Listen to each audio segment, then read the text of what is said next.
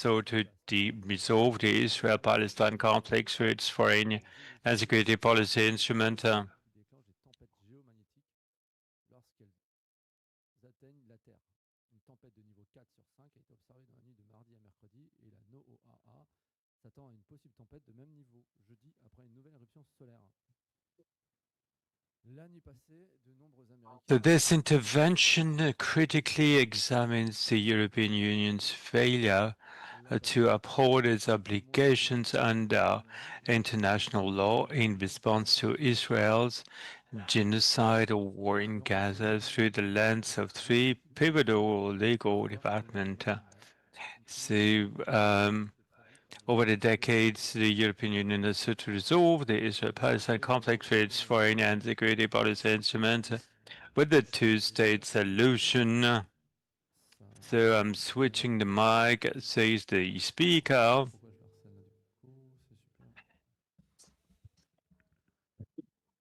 Ok.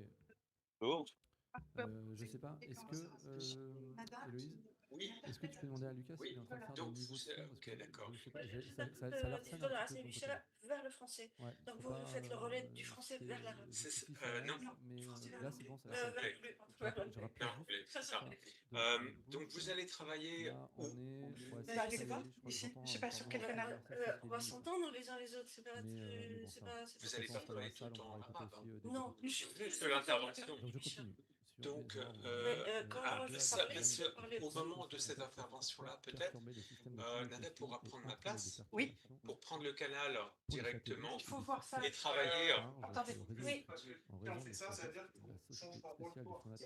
c'est-à-dire que moi je prends le floor. Non, parce que mon collègue travaillera, fera à ce moment-là vers l'anglais.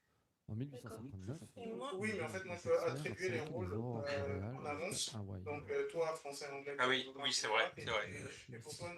Et Ferrar a enflammé des lignes télégraphiques. Une autre tempête solaire, survenue en 1972, pourrait avoir déclenché des lignes magnétiques sous-marines américaines au large des côtes du Maine. Ok. Donc là, en fait, tu vois bien que je suis en train de parler, mais personne ne m'écoute. En fait, Nada, dans l'idéal, il faudrait que tu aies un ordinateur, ton ordinateur. Moi, je vais lui mettre un ordinateur. Avec un micro-casque pour pouvoir travailler. Oui, je sais bien. Mais même si je mets le casque, vous, à l'extérieur, vous allez entendre ma voix. On ne va pas entendre ta voix à l'extérieur, on va entendre ta voix sur le Zoom. Oui, sur le Zoom. Mais si, puisque je vais quand même parler ici, dans la salle où vous êtes aussi. Donc ça va faire une interférence de son. Il faut que tu te mettes dans un autre endroit. Oui, il faut que je sois... Il faut que Nada se mette dans un autre endroit. Avec la porte fermée, oui, complètement. Ou dans une autre salle, oui. Complètement séparé. Parce que sinon, on va avoir deux canaux en même temps et ça ne va pas aller. Non, ça ne va pas aller. Et moi, une fois que j'ai le floor, l'orateur... Il faut que vous connectez au Zoom avec une casse et il y aura le floor dedans.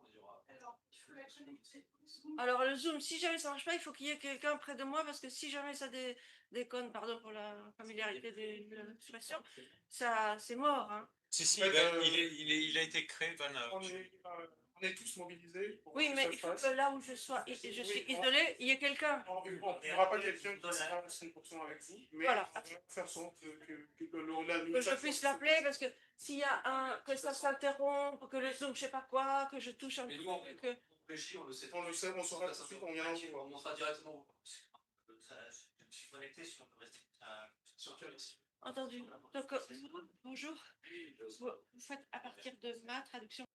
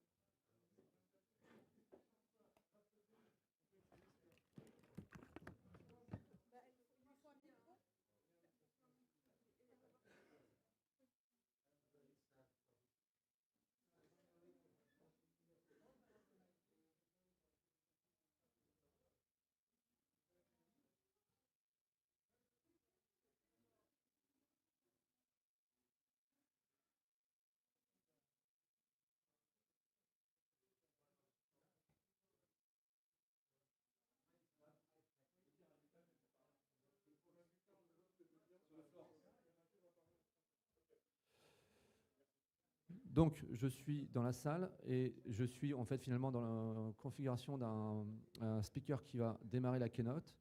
Je suis en train de parler en français, je suis au pupitre et je suis en train de lire un article sur les aurores boréales. Donc, je vais parler rapidement des aurores boréales observables en Europe et jusqu'en France, un spectacle rare et somptueux. Rare dans ces basses latitudes, ce phénomène provoqué par des éruptions solaires déclenchant les tempêtes. Je vais voir.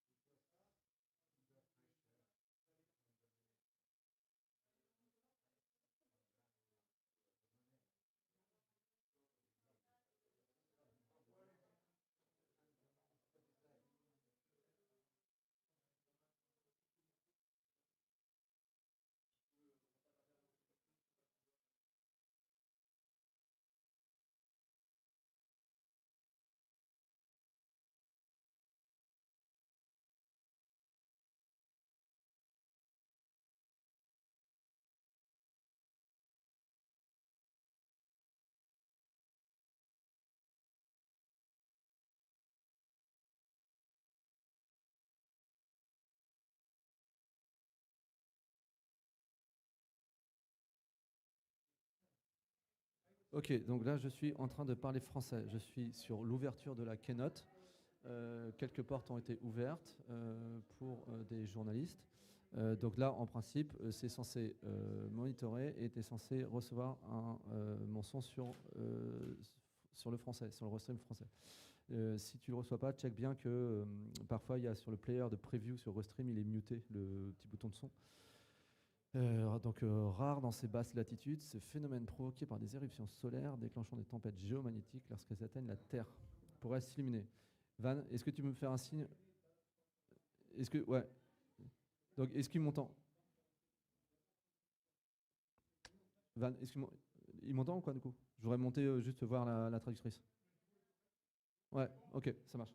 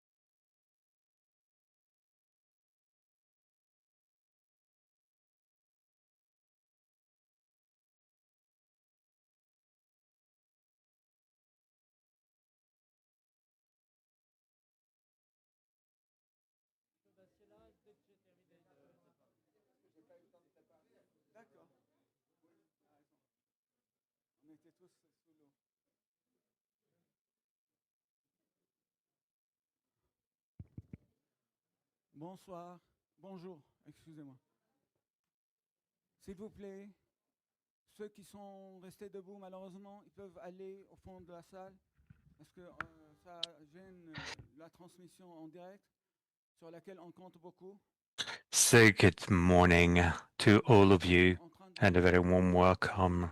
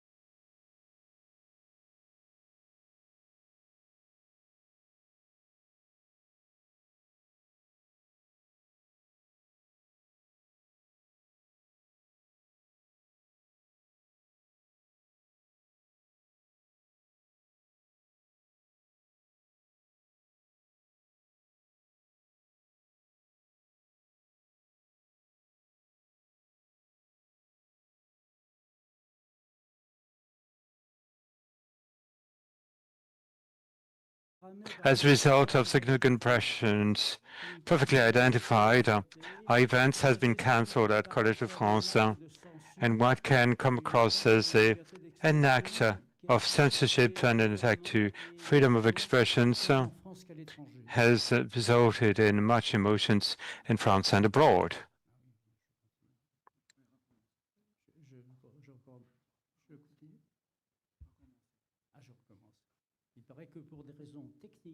It seems that for some technical reasons I have to start all over again. But we'd rather say things twice than just once, especially when it comes to sensitive issues of significance.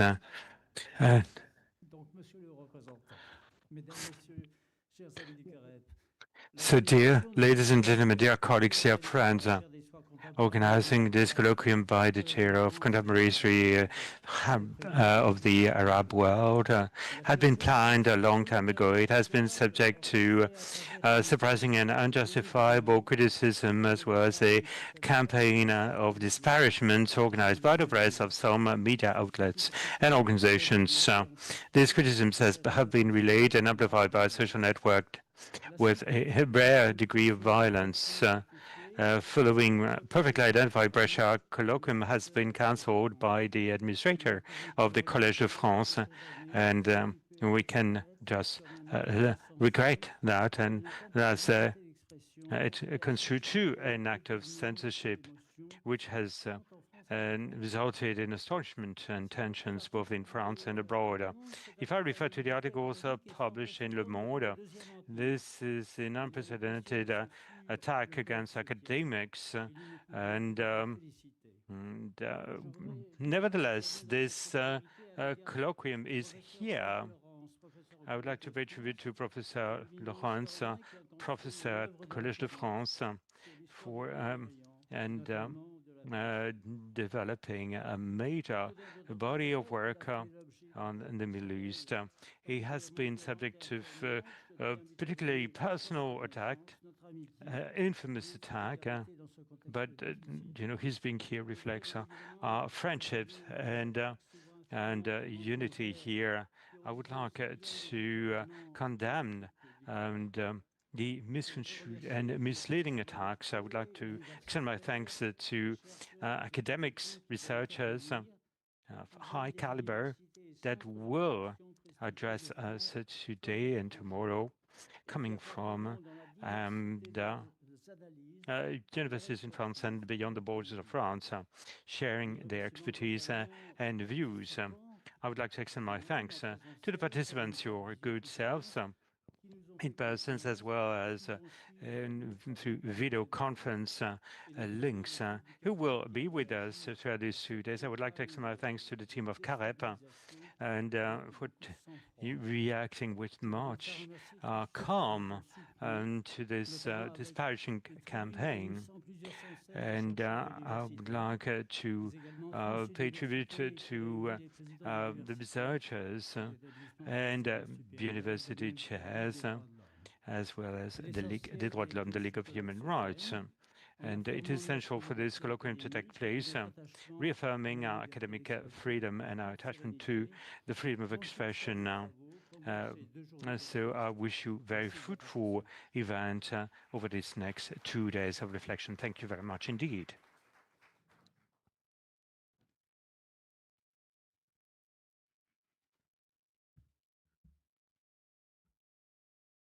Merci beaucoup, Monsieur Denis Bouchard, président du conseil d'administration de CAREP.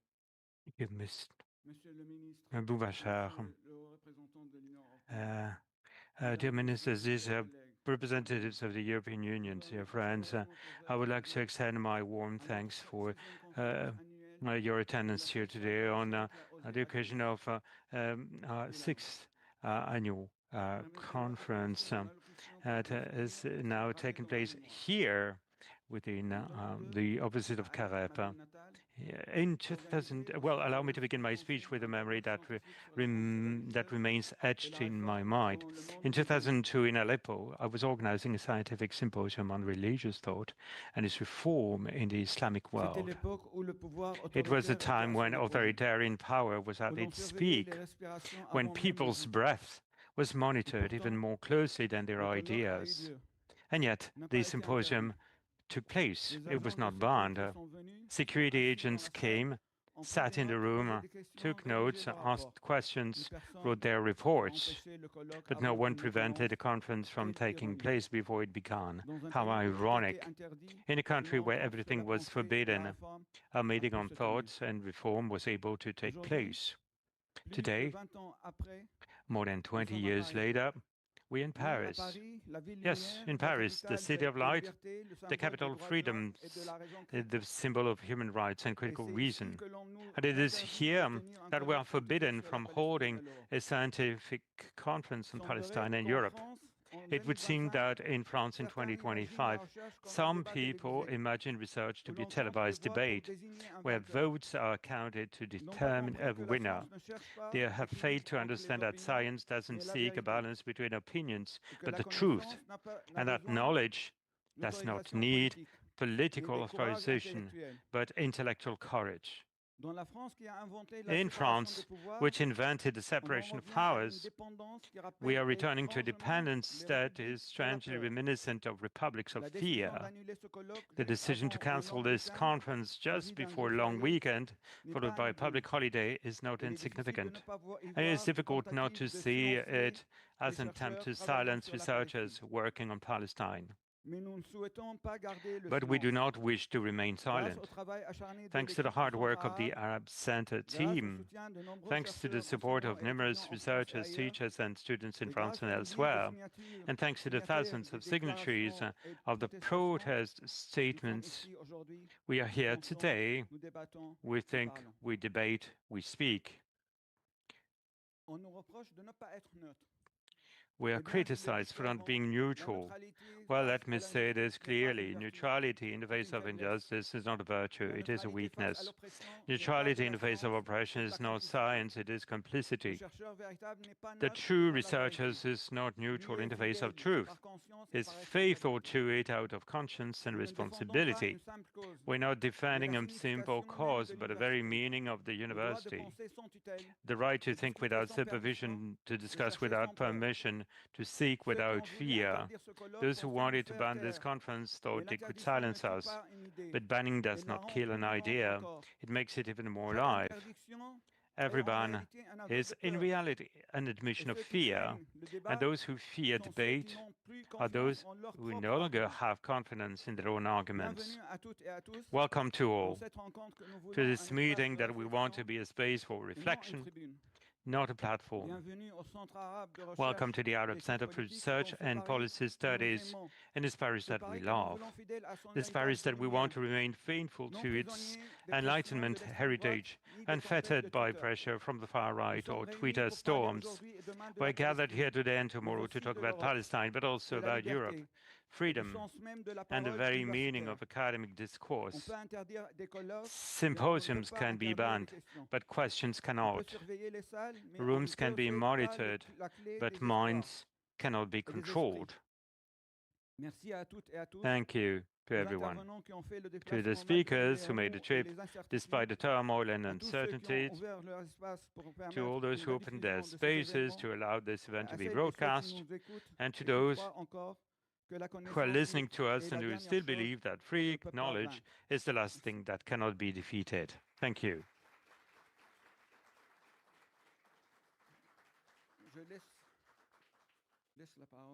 I would like to hand over the floor to Professor Henri Laurence.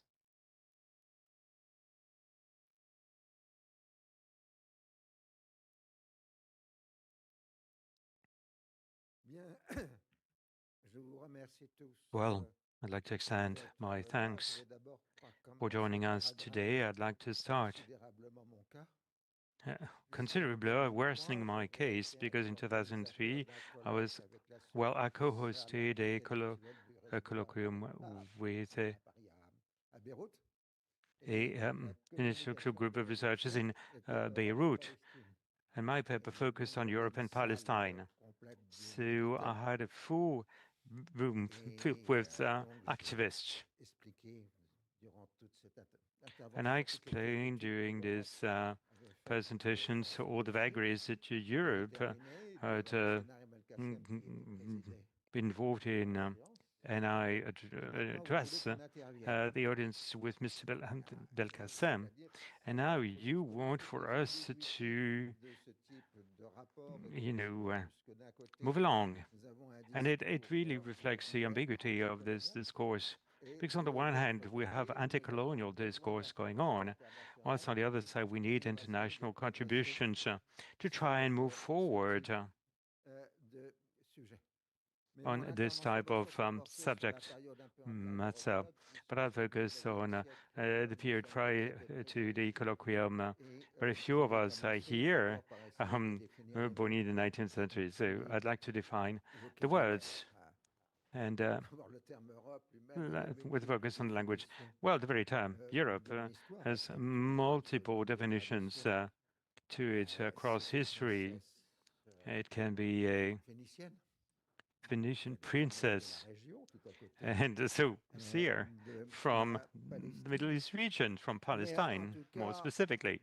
But in any case, in ancient times, there's no such a thing as a notion of Europe in terms of in a sense of culture or civilization.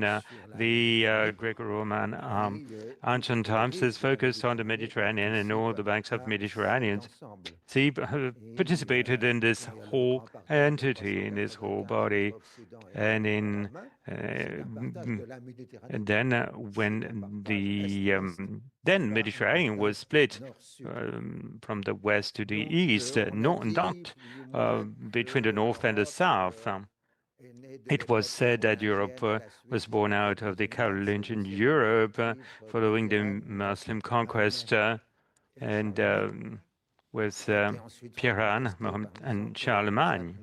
And this was challenged by the fact that contact had never stopped between the Mediterranean space and Europe. But in any event, what matters on this is that back in the Middle Ages, and a whole, entity was formed, and it was the Franks as opposed to the Romans, the Byzantines. So on this side, from this side of the Mediterranean, there were two worlds, the world of the Rome and the world of the Franks. And this, the latter is what corresponds to what we have the Latin Christianity versus the Byzantine Christianity, even if the Christian and took, well, it plays somewhat later between the two worlds. But as Europe reappeared in vocabulary, although there's a first reference to Europe in an Arab chronicles and from Christian, Arab from Spain, and during the 732 Battle of Poitiers, but it is a rare occurrence in the literature. Now, in Europe appeared, let's put it this way, as a theme, as an idea, resulting from the split of European Christianity in the 16th century between Protestants and Catholics. We could no longer talk about Latin Christianity as Europe split. Then, from that standpoint, from the 17th century, the word Europe was then used to define this particular space, a space that is still in a process of transformation. Europe is not a stable definition, far from it. And from the 16th century, Europe was in America, in Asia, in Africa.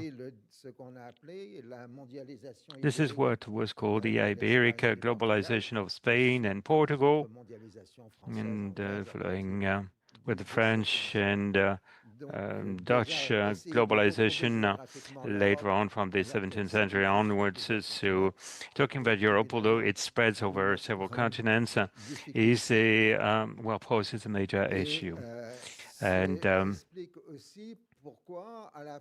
that also explains why at the end of the 18th century and resulting from what we called a new Europe, the term Western, and it was used was referred to by Condorcet, and they talk about civilization, and in that sense it appears only around 1830, 1840.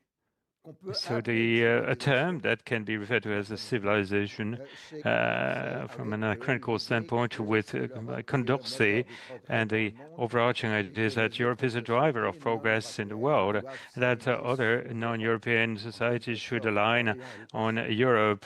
So the Middle East is a past of Europe, and Europe is the future of the Middle East. From that period onwards. And then we had the episode of the Crusade, and that really is about looking into the singular specificity of Palestine. Palestine is the Holy Land, and this is a center of attraction for monotheistic and believers. When you don't have any control over the Holy Land, you're moving away from it.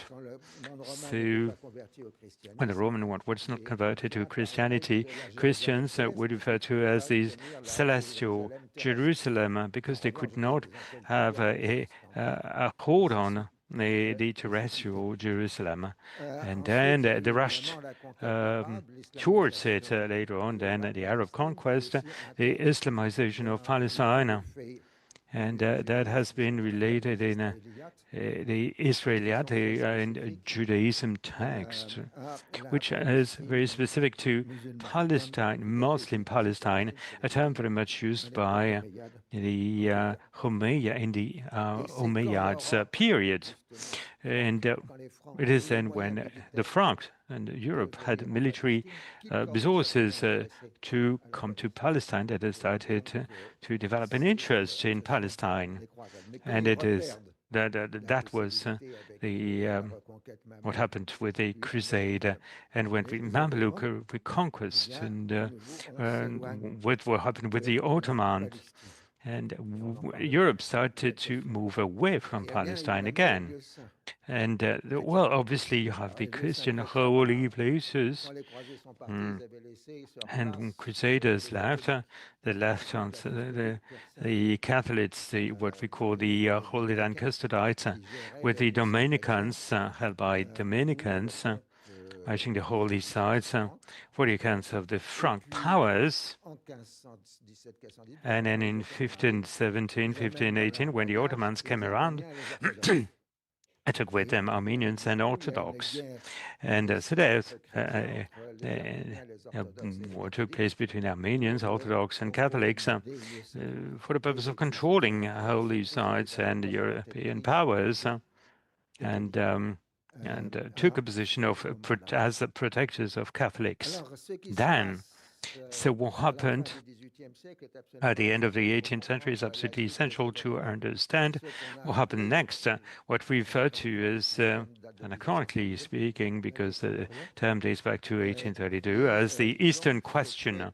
And the Eastern Question is about the fact that European powers and position was out of competition on the Ottoman Empire, deemed as in the process of collapsing. And but the facts are way more complicated than that. Insofar as the real challenge was the road to India, the British prohibited the other European powers to have take a footing in this region. Don't touch my India route. And so, in all conflicts of the 19th centuries will focus on this fictional route, which is out of India, and to India in the War of the Second Coalition, the Egypt expedition of Bonaparte in 1798 to 1800 targeted the Indian route. And what happened then is that this space was integrated to the European space. Any political modification between Mediterranean and the Indus was part of the European geopolitical board, and European countries neutralize each other, replace each other, and it is on this occasion that we can refer to as European cancer back in the 19th century. Et donc, le cancer européen va dominer la question and then what dominated was then the question, well, Palestine, but in 19th century it focused on the holy sites as every single power had its protege. France was a protector of Catholics, Russia a protector of Orthodox, and this had a knock-down effect on the conflicts on holy sites, and the Battle of Mons took place in Bethlehem and resulted in the Crimean War, 1854-1856. And the Ottomans started to watch very carefully everything that would be going on in this space resulting from this Crimean War experience. And this had two knock-on effects. First of all, definition of Jerusalem as a specific territory, which in reality is really involves and this you can clearly see that as Saint-Jacques was tasked with monitoring holy sites, and well, that is the issue that dominated the focus. And then we saw the Franco-Russian alliance when monks decided to battle it out. Paris and St. Petersburg would would enter into discussions and referring to proteges as well difficult. But then this contributed to creating a very unique Palestinian identity as inter-Jerusalem tax affairs, legal affairs, and courts were located in Jerusalem, so people would get to Jerusalem and Jerusalem would feel very safe. As from the 1850s onwards, Jerusalem went to experience a formidable economic revolution related to And I cited a different topic here, which refers to the fact that those coastal dwellers started cultivating citruses, and with the export of citruses took place to Europe. We didn't need to consume the citruses in Palestine, but the British started to feed with Jaffa oranges, Palestinian oranges. So for all Jaffa oranges, well, this Jaffa oranges are a creation of Palestinian farmers. And Zionists will come later on in this economic area. From 1840s onwards, because of the Syrian wars, but I'll skim over these boring details for you. Europeans came back to Jerusalem, and this marked the opening of consulates.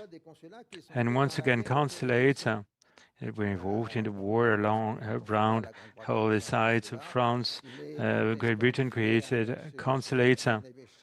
And then Bishop was particularly in Jerusalem, and the Orthodox Bishop, the Jerusalem Patriarch, he was in exile in Constantinople, and then the Latin Patriarch was recreated between 1840 and 1860.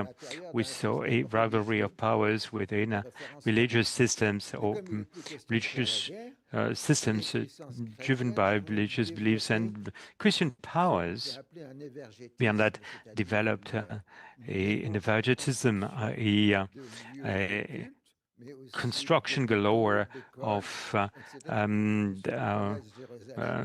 holy sites as well as hospitals. And if you visit Jerusalem, you'll see the artistic marks of the end of the Ottoman Empire all the way to 1914.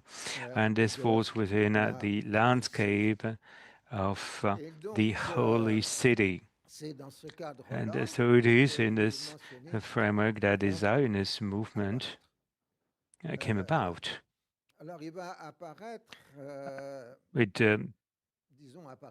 indeed from the 1880, these results from successive waves, the first Aliyah in particular, but the Aliyah was controlled by French Jews, contrary to what Israeli memory accepts. And it is obvious that Ottomans had gone through all the ethnic and religious conflicts in the Balkans, absolutely did not want to have a new national questions on their hand in Palestine. So they were very hostile to Jewish immigration. And Jewish immigration was only made possible thanks to consular protections granted by European powers. The more protection you had under you, the more powerful you were. And the French, let's be honest, won that game because Sephardic Jews became, French protege, while Ashkenaz Jews were Austro-Hungarian or German proteges. And so the Bravo of Jews in Palestine is closely linked to the system of capitulation, which went out in obviously 1914. But from Herzog and the Zionist movement from the 1890s onwards perfectly understood that they can only obtain something only through with the support of external powers. So Herzog and wooed all European powers except one, France. He was not courted by and wooed by France because France had its own judges, should I put it this way, in Palestine, had its own Jews in Palestine. So this idea is the one that prevails today, is that the Zionist facts and the state of Israel is only can only be possible if it obtains powerful support. Needless to say, this involves a political relationship with movements and political forces back in the day. and all the time. I could speak at length of the sources of the Balfour Declaration and of the elements involved in the First World War. But the idea that you need to bear in mind is that for the British, to start with, the Zionist movement is a lever you play on in the struggle for power between the French and the British in the region during the First World War. And unfortunately for Palestine, what happened is was without what took place was with the witness. That's December 1918, if I believe. Clemenceau came to London to discuss with Lord George, the British Prime Minister, of the future peace treaty before President Wilson came along. He did come along a few days later, and what happens is that Lord George told Clemenceau, Clemenceau was, well, could speak, had a command of English, and he said, well, what do you want? Clemenceau said, what do you want? And Lord George said, I want Palestine. And Clemenceau said, well, yeah, no problem. What else? And Clemenceau and Lord George said, I want Mosul. Well, he wanted the oil of Mosul, and because that was oil, Clemenceau said, well, let's talk about this. Let's have a discussion. And this is chronicled by the diary of the Secretary of Lord George, who reported what the Prime Minister had told him. So this is the fate of Palestine, where it all lies and when it all played out, even if then we had complex political struggles between 1919 and 1920 to then result in the constitution of the British Mandate. Some took offense in presentation the fact that we were talking about colonial expansion of Europe, but back in the day, the term was commonly used. The Brits had no remorse. The French could not accept that the French mandate could be managed by the Ministry of Colonies, that the French mandate was managed by the Ministry of Foreign Affairs, but the British mandate on Palestine was managed by the Colonial Office.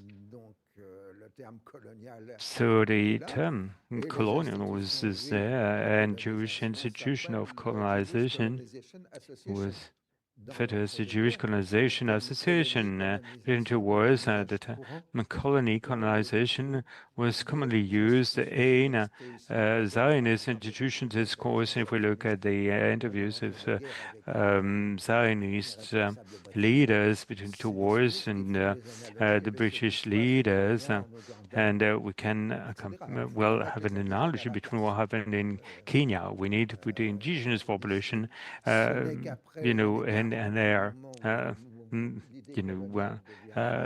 place we want them to be in. So, and then only during the colonial war, we would stop talking about European colonialism and imperialism, and across all of these regions, so was then involved in a local conflict, Jews, Arabs, Zionists, Palestinians, and as a result of necessity, it was indeed involved and mingled into a set of political implications, as every player had to find allies elsewhere. So the Arab defeat of 1948 is primarily linked to the fact that Arabs in 1948 had no external and help or allies, whilst the Zionist movement had the support of the Soviet Union, the US, and France in 48-49. So they had to find allies. And this led to implicated conflicts in the Cold War, and which is which took place from 1955 onwards. So the conflict had both a local dimension and an international dimension. The game with Israelis was sort of been to explain to the Americans that they don't fighting Arabs, but they're fighting Soviets. There's hence the interaction between the Soviet Union, which did not challenge the creation of Israel, but this contributed. Well, this had impact on the Arab states. So I'd like to I'll skim over the alliances of the Cold War, conflicts, wars. But what's unique about all this is that, well, you could not wage war without allies. Back in 56, Israel and France and Great Britain on its side, and the Arabs had the Soviet Union and more or less the US. In 67 and 73, this conflict was then interpreted as bloc-driven wars. And in 73, the end of the war and was decided upon in Moscow, requesting for all belligerents to end war. Although it took some time for this to come to fruition in the field. So by nature, the conflict has been internationalized. And as it has been internationalized by nature, and this will be the final part of my presentation, and I believe in this, when it becomes an actor, a player of this internationalization of the conflict, be it only to be able to exist. Therefore, it's still along the same rationale, which means also that the conflicts, and we all know this about, has repercussions both in the field as in the public opinions of the countries concerned, even for our colloquium today. So it's quite logical. I don't want to be mean with the European Union, but and its diplomacy, we could say that there is so much diplomacy involved in the European Union that once they've come to an agreement, they are too tired to put it into force. But it's a bit what we see happening since the Venice Declaration and the efforts of the Quartet, etc. Of course, that's purely mean on my part. Of course, the European Union is playing a very important role in the field through funding and multiple political mediations, even though at the time of the duopoly of American, and they were the big ones, and now there's only one big one as such. So the European Union is there in the field, and in fact has not been so much the focus of research and studies in the field. I think I have done my half hour, perhaps.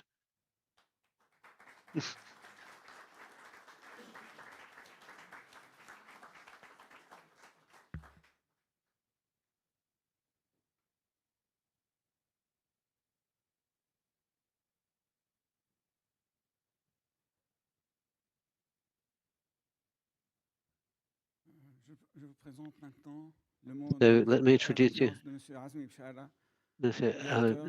Bashara, head of the Arab Institute for Political Studies, CAREP.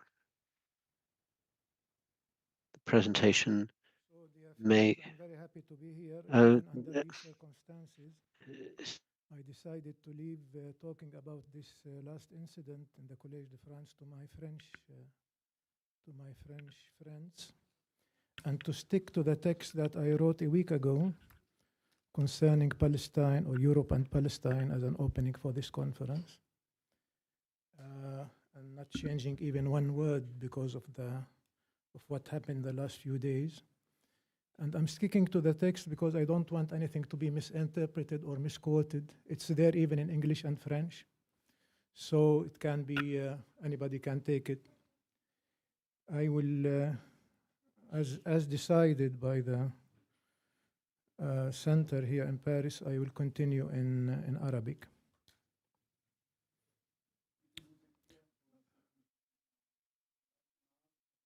Gleb.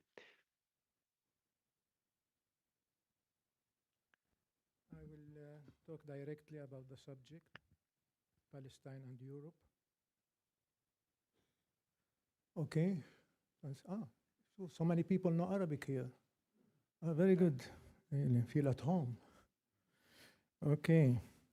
يصعب حصر عدد زوايا النظر والمداخل التي يمكن الولوج منها إلى موضوع أوروبا وفلسطين، إذ يستحيل فصل فلسطين عن علاقات شمال المتوسط وبجنوبه وشرقه It's difficult to list out the number of perspectives and approaches that can be taken to the subject of Europe and Palestine, as it is impossible to separate Palestine from the relations of the northern Mediterranean and southern and eastern Mediterranean in its various forms and congratulations throughout history. It therefore makes sense, if our topic is the Palestinian question, to start with the 19th century and the growing colonial interest that developed in the Arab East, which included the Levant and Palestine. It is not surprising that we take the origin of the Zionist movement in Europe as our starting point. That century saw a rush of European theologians, clergymen, travelers, and geographers traveling to Palestine. Some of them conducted surveys of its natural environment and population and sought to confirm their religious beliefs about it by projecting their own in details, while others examined the possibility of reviving the imagined Jewish kingdom according to biblical history. They were not Zionist travelers, not even Jews, but European Christians, mostly Protestants. The Zionist activists Ben-Gurion and Benzi from Poland and Ukraine, in the introduction of their 1918 book, The Land of Israel in the Past and Present, which they wrote in New York after being expelled from Palestine and by the authorities, expressed their surprise at the lack of writings and the research on geography and history, on the contrary, by Jewish researchers, and that the majority of writings and surveys on Palestine up to their time had been produced by European Christian historians and travelers and theologians, often motivated by religious reasons. This is indeed remarkable, as there is no shortage of Jewish historians and researchers, but that they did not write a single book on the geography and history of Palestine. Palestine was not a subject of interest to secular Jews before Zionism, and the religious were not concerned with scientific research, surveys, and mapping, and the relationship of most of them with what they called the land of Israel was not of a secular nature. In any cases, in the conquest of America in the 16th, 17th centuries and other parts of the world, religious motives were mixed with colonial ambitions, geostrategic and economic, and also competition between the great powers to divide up the world. This is true of the colonial interests in the Arab East more than anywhere else. Until that period, the Palestinian question had not yet emerged as a separate question from what was then called the Eastern question, but there was certainly a Jewish question. The Jewish question preceded the Palestinian question historically, but it was a purely European issue. We did not delve into its religious and social class background and the emergence of racial theory, as the subject has been extensively covered in studies on anti-Semitism already. In any case, against this backdrop, the Jewish question arose from European modernity, specifically when the major European countries began to implement policies of integration for Jews and gradually rectified their situation, including the repeal of laws that discriminated against them. Its source lies in a conflict between those who supported the integration of Jews and the granting of legal equality to them as part of the secularization of state institutions and neutralizing them religiously, and those who oppose this integration with allegations related to the nature of the Jews and their religion and law, their inability to integrate, and the falsity of their loyalty to the countries in which they lived, not to mention the weaving of myths such as the protocols of the elders of Zion about the existence of a plot against countries, fueling class conflicts between them and even provoking wars between them in order to weaken them. In any case, in the second half of the 19th century, it became clear that there was a Jewish question in Europe and that it was also being used to vent internal conflicts by directing resentment towards an internal enemy, exploiting a mixture of Christian religious hatred from the remnants of the Middle Ages, ethnic nationalism and racial theories, taking the form of waves of repeated violence against Jews. The Russian word is pogrom, or in the form of social discrimination against them in countries where legal equality had been achieved, for instance, Western Europe. Zionism arose in Europe at the end of the 19th century, influenced by Jewish enlightenment, Haskalah, and at the same time, as a rejection of it. The Jewish intellectuals who founded the Zionist movement opposed the assimilationist tendencies of the Haskalah, even though most of them were assimilationists before adopting Zionism, and asserted that Jews were not merely a religious community of religious sects, but rather one people as such. Some of them insisted that they were an ethnic group at a time when ethnic theories were in vogue, but at the same time, they were the product of European reforms that brought them out of the ghetto and Jewish enlightenment that encouraged modern education and the practice of various professions, and they shared this opposition to the isolationism of religious movement in the ghetto. As is well known, the religious movement rejected integration and insisted that Jews continue to live according to the Jewish law and preserve their unique lifestyle, even if it meant living on the outskirts of the countries that were hostile to them, and known in Hebrew as ghetto or golan, meaning exile. Zionism agreed with the religious movement in rejecting integration. Zionism refused to consider the integration of Jews as individuals with equal rights in European societies as a solution to the Jewish question.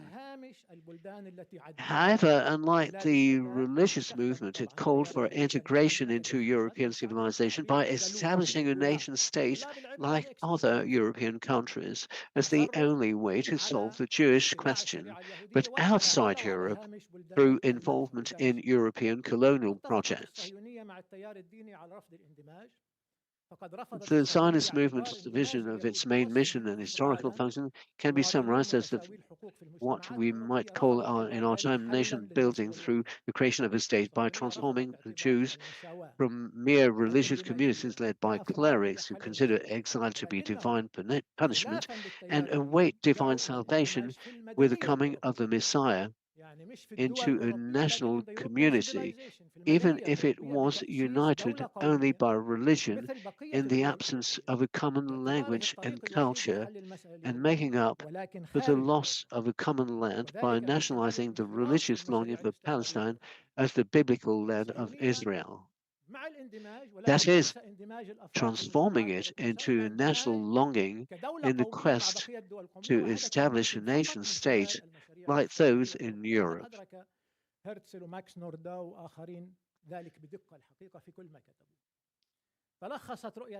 I also emphasized the need to reverse the stereotypical image of the weak and submissive exiled Jew from their perspective, which Zionist theorists use use the worst terms to describe, into proud national character through physical labor on the land and bearing arms, creating muscular Judaism as Max Nordau, the second man in the Zionist leadership and its chief ideologies during the founding phase of the World Zionist Organization, used to call this.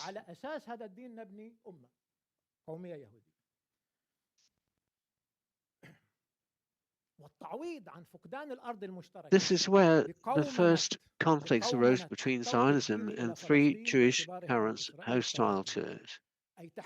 The religious Jewish currents of the liberal Jewish currents hostile to Zionism, which believed that Zionism threatened the achievements of European and Jewish enlightenment in achieving equal rights for Jews, as well as Jewish leftist and socialist currents that believed that the solution to the Jewish question lay in achieving socialism in European countries.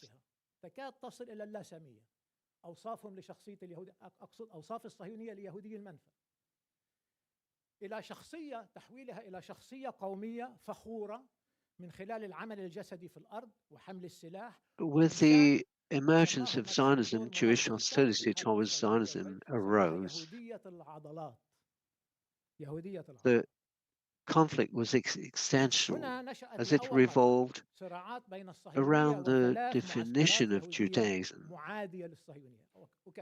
It is a nationality, or is it supposed to become a nationality through Zionism, which adopted modern nationalist ideology, or is it a religious sect as considered by the religious and secularists,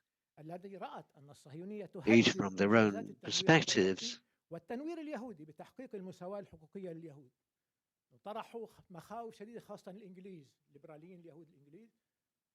For the secularists, Judaism is a religion, and if the Jews are a people, they are a chosen people, unlike other peoples or other modern nationalities. And so they do not aspire to a nation state, but rather to divine salvation. For secularists, it is a religion and therefore does not constitute an obstacle to integration into secular, democratically neutral states, whether liberal or socialist. Anti-Zionist Jewish secular currents were composed of currents that embraced different interpretations of European Enlightenment, including liberal, democratic, socialist, and communist currents. As you know, the representation of Jews in the European left was much higher than their proportion of the population. لقد تألفت التيارات العلمانية اليهودية المعادية للصهيونية من تيارات تتبنى تفسيرات مختلفة للتنوير الأوروبي، ومنها تيارات ديمقراطية ليبرالية وتيارات اشتراكية وأخرى شيوعية. وتعلمون جميعا أن تمثيل اليهود في All these developments took place in isolation from the Palestinian people. And perhaps only a very few Palestinians heard about these European debates.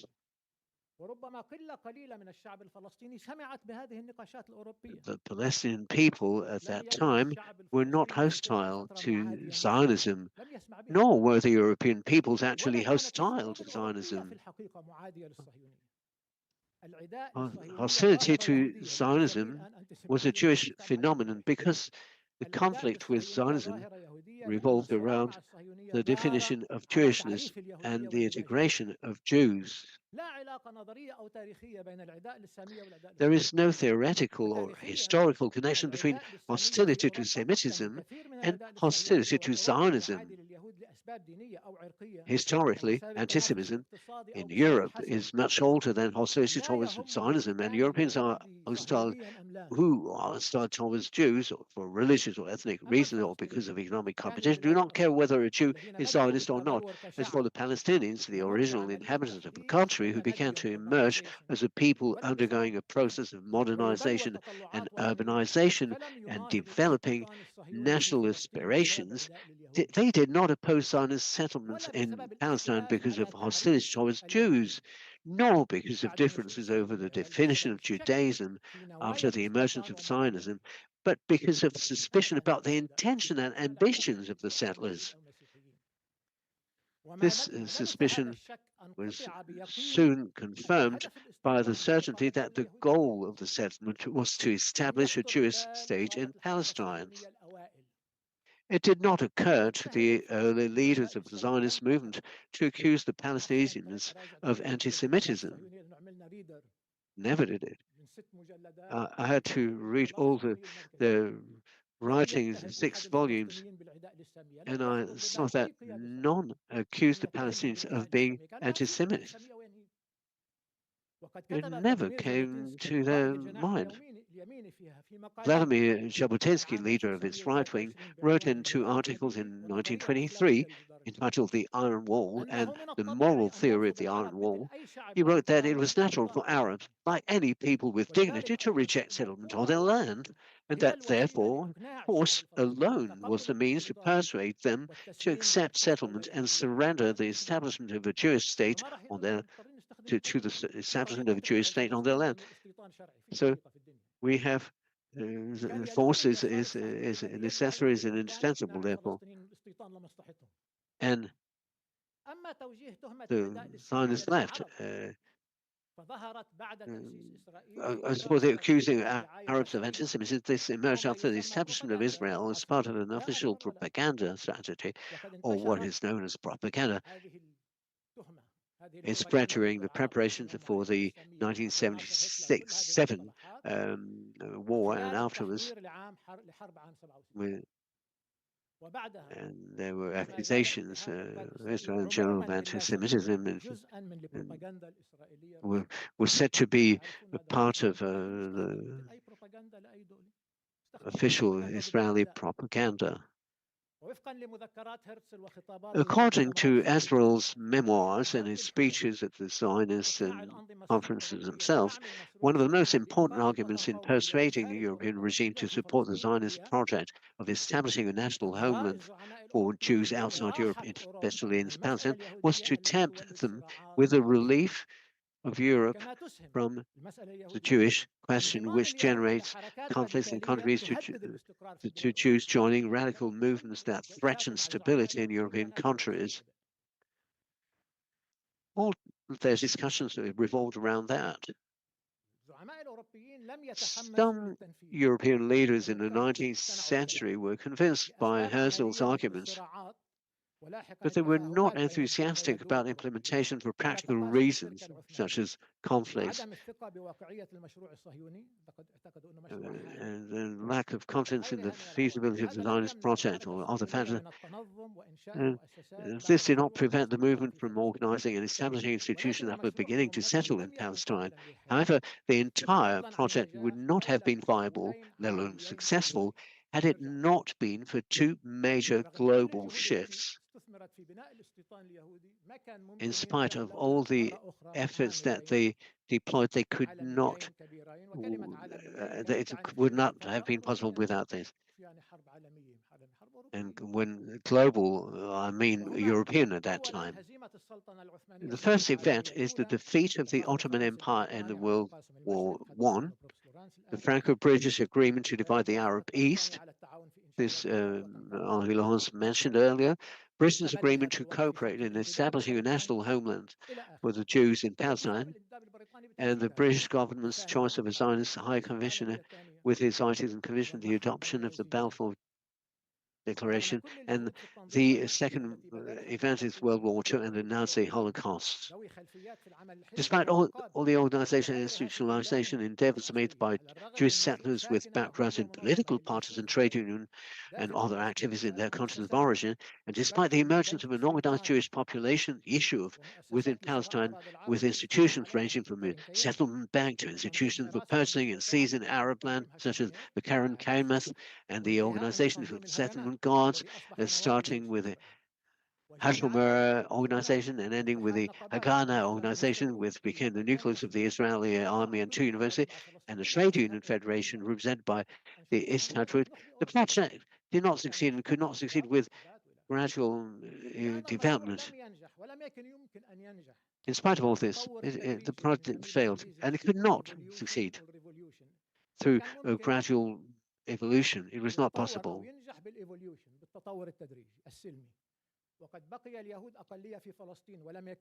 Jews remained a minority in Palestine, and it was not possible for them to establish a Jewish state without expelling a large part of the Palestinian population and seizing their land and property, which only became possible after the Nazi Holocaust. And this had nothing to do with the Palestinians, Arabs, and Muslims. After that, the Zionist movement was able to obtain a partition resolution from the United Nations and use it as a pretext to one-sidedly declare a Jewish state in a country where the majority of the indigenous population was Palestinian Arab. And therefore, they expelled by force the majority of Arabs living in Palestine during the 1948 war.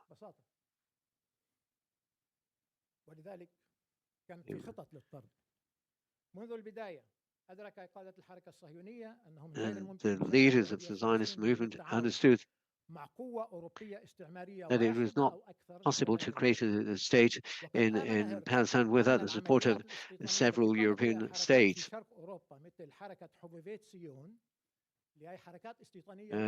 And has to believe that settlement operation carried out by Muslims in Eastern Europe, such as the Love of the Town movement, were the work of amateurs. He sought to issue a legal decree that would make Jewish immigration legal and under the auspices of a colonial superpower. At that stage, the word colonialism was not considered negative. Rather, involvement in colonial activity was seen as a sign of civilization and the spread of civilization, and therefore there was no problem in establishing institutions that supported settlement, such as the Jewish Colonial Trust and in German the Jüdische Kolonialbank. It was commonly found whether settlement in Palestine was supported by colonial research or by the initiative of funding of Jewish financiers in Europe, it remains colonial settlement because it creates an economy different from that of the country and a demographic environment different from that of the country for foreign purposes.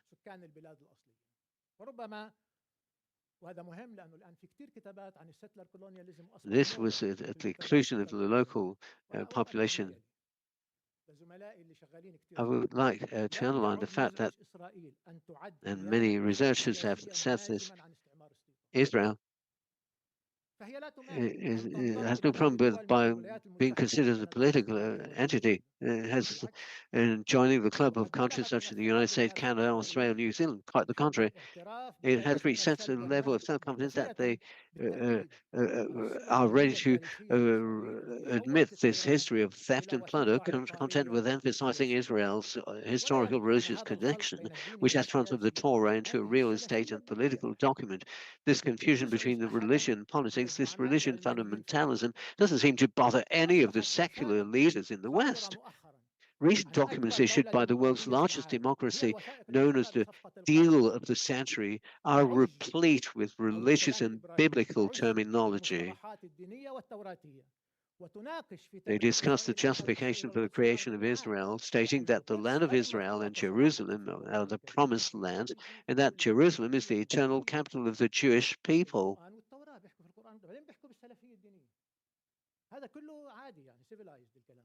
And that the Jerusalem is not explicitly mentioned in the Quran. But this settler colonialism did not settle down at that point and continue to expand in the 1967 war. and still أمريكا وكندا وأستراليا. وين مشكلة إسرائيل؟ مشكلتين بإسرائيل. أول مشكلة إنه لم يستقر، يستمر بالتوسع، عنده نهم توسعي عجيب. it did not stabilize. It continued to expand. استمر بالتوسع في حرب 67 وما زال يفضل ضم أراضي جديدة على السلام مع And in العالم. fact, to this day, they continue to annex new territories rather than dealing peace with the Arabs. It has not managed to absorb Gaza. It has refused any fair or fairly equitable solution. Therefore, Israel is involved in the creation of a system of apartheid, not only a populating policy, but one that generates a situation of segregation.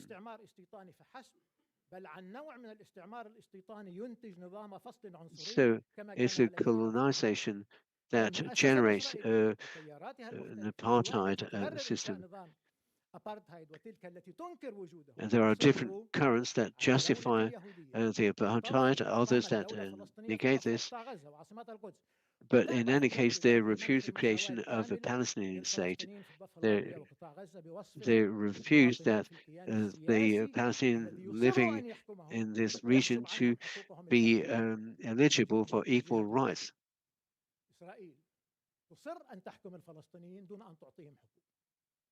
Therefore, Israel wants to govern the Palestinians without entitle them to rights and not entitling them to having a state.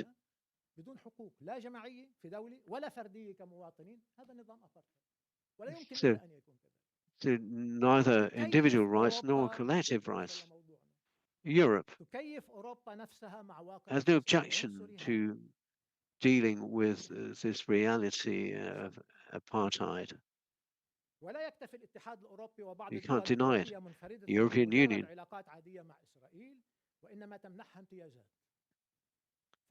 they even award privileges to Israel, likening it to a European state.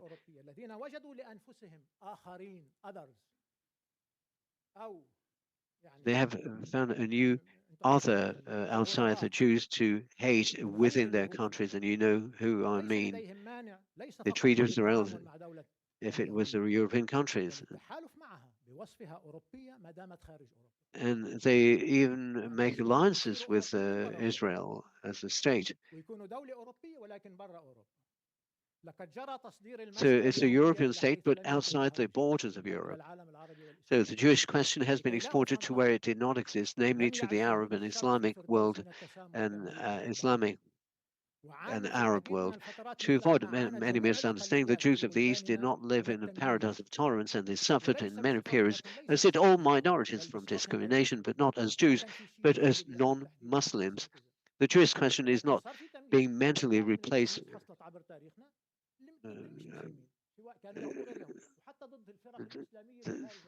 So there were some discriminations for others than Jews, like Christians or non-Muslim, even the Shiite Orthodox. Therefore, in the Palestinian question has been replaced by the Jewish question. Just as sympathy is being shown to the perpetrator as if he were the victim. Of course, there were major crimes on the 7th of October, but it cannot be compared to the Holocaust. It is therefore also natural that the European leaders and the main media institution in Europe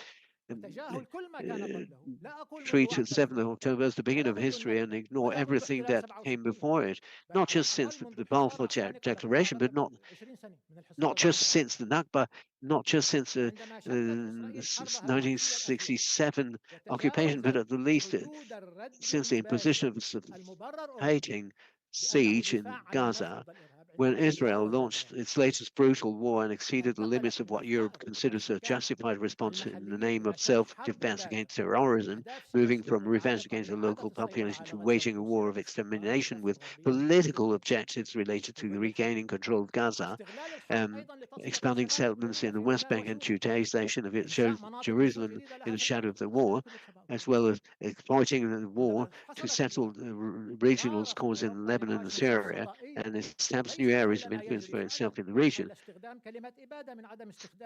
There's a sophistical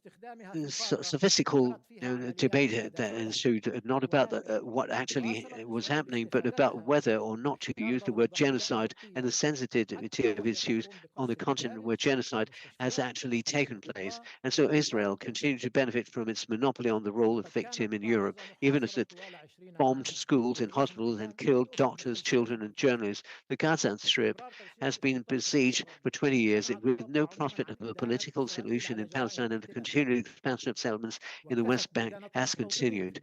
Europe generally refrained from condemning Israel for crimes of occupation, contenting itself with condemning the settlers that they were criminal gangs on the margin and not agents of the state.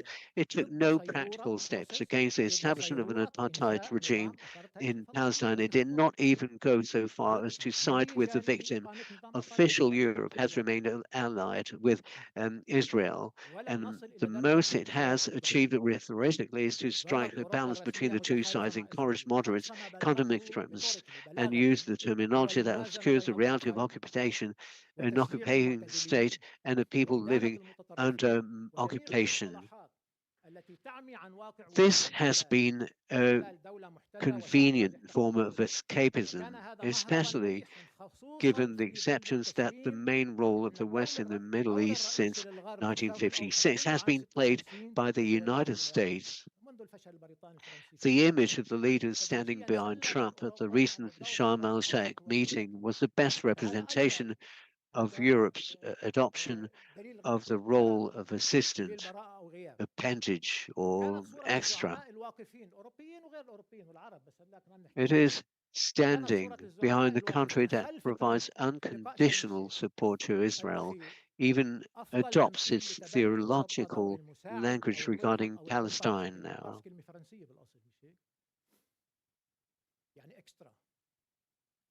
إنه وقوف خلف الدولة التي تقدم دعما غير مشروط لإسرائيل بل هي أمريكا وتتبنى لغتها اللاهوتية.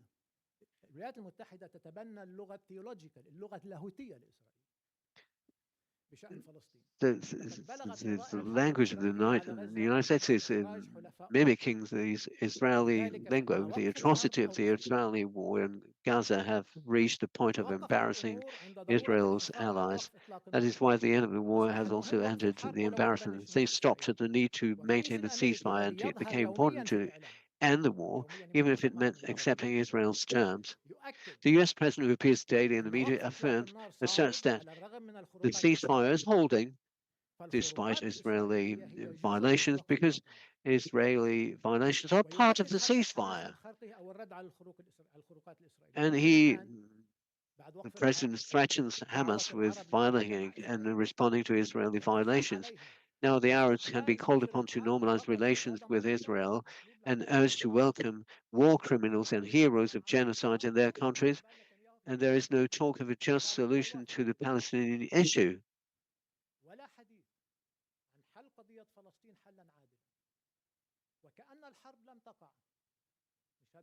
Just as if the war had never happened. It's like for the Gulf War, you know. And as if the occupation and the neglect and marginalization of the Palestinian issue did not lead to war. The official Western and traditional media behavior during the war has caused great damage to the credibility of universal values embodied in or enshrined in the Declaration of Human Rights. Popular anger in our countries has gone beyond accusing them of hypocrisy to questioning the existence of such values. In our countries, what we see, what are these universal values? In a case, the postmodern thinking that states that universal values are merely Western discourse that is the product of power and control relations like any other discourse, the role of pre-modern thought in the countries of the Levant.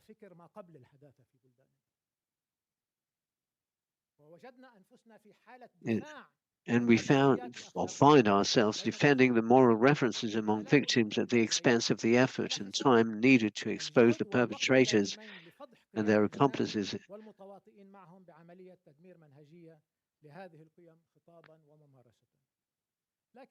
in discourses and press. However, the new thing here, and I will close on this, something that is an upnote, is the emergence of a new generation in Europe and the United States that takes moral values seriously and for which universality is not just a word, but it means application of these values to others, to all human beings as human beings. This generation does not derive its information about what is happening in Palestine from the media that is biased towards the occupying state, the state that prevents it from existing on the ground and covering what is happening. These traditional media are banned. They cannot work in the field. So this is new generation condemning criminals and stands in solidarity with victims. It rejects hypocrisy and the double standards. This is in a world where the superpower persecutes judges of the International Criminal Court and adopts wanted war criminals. Because those that are protected are the criminals that are sought by the justice, and a country that restricts freedom of speech, and they recognize that they asked for people to stand up to applaud them and come and say.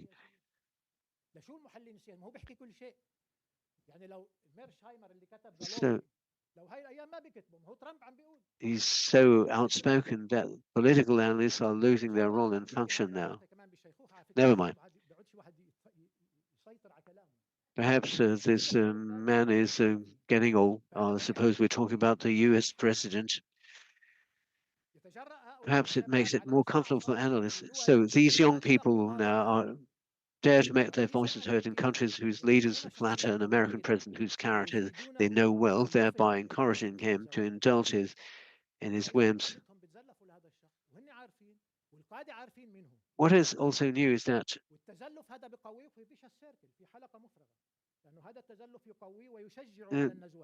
as they flatter the president, they encourage him. But what is new is that Israel and its associated pressure groups are now calling for the use of threats to livelihoods, travel visas, the denial of school places to silence mouth.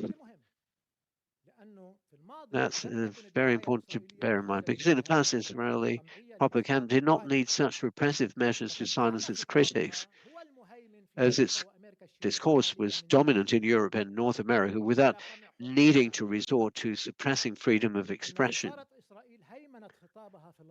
Israel's loss of its discourse dominance in the West, including in Europe, is certainly the most important shift that we must note. The wave of solidarity must be transformed now from humanitarian solidarity with the victims and aversion to Israeli brutality into political solidarity that does not stop at a plan to end the war that includes all Israeli conditions without a just solution.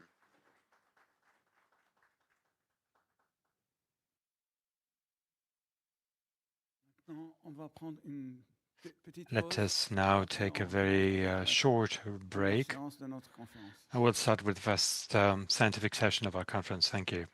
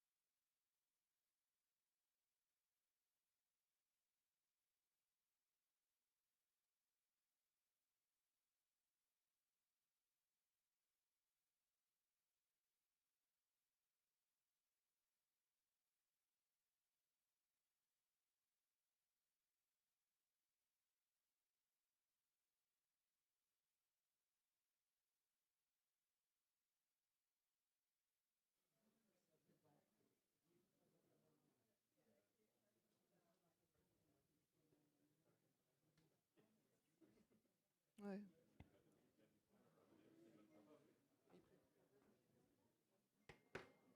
Ok. Bonjour. Good morning. Donc bonjour à toutes et à tous. Si vous voulez bien, Good on va morning commencer to le all of premier you. panel. If you will, we'll get started with session number 1.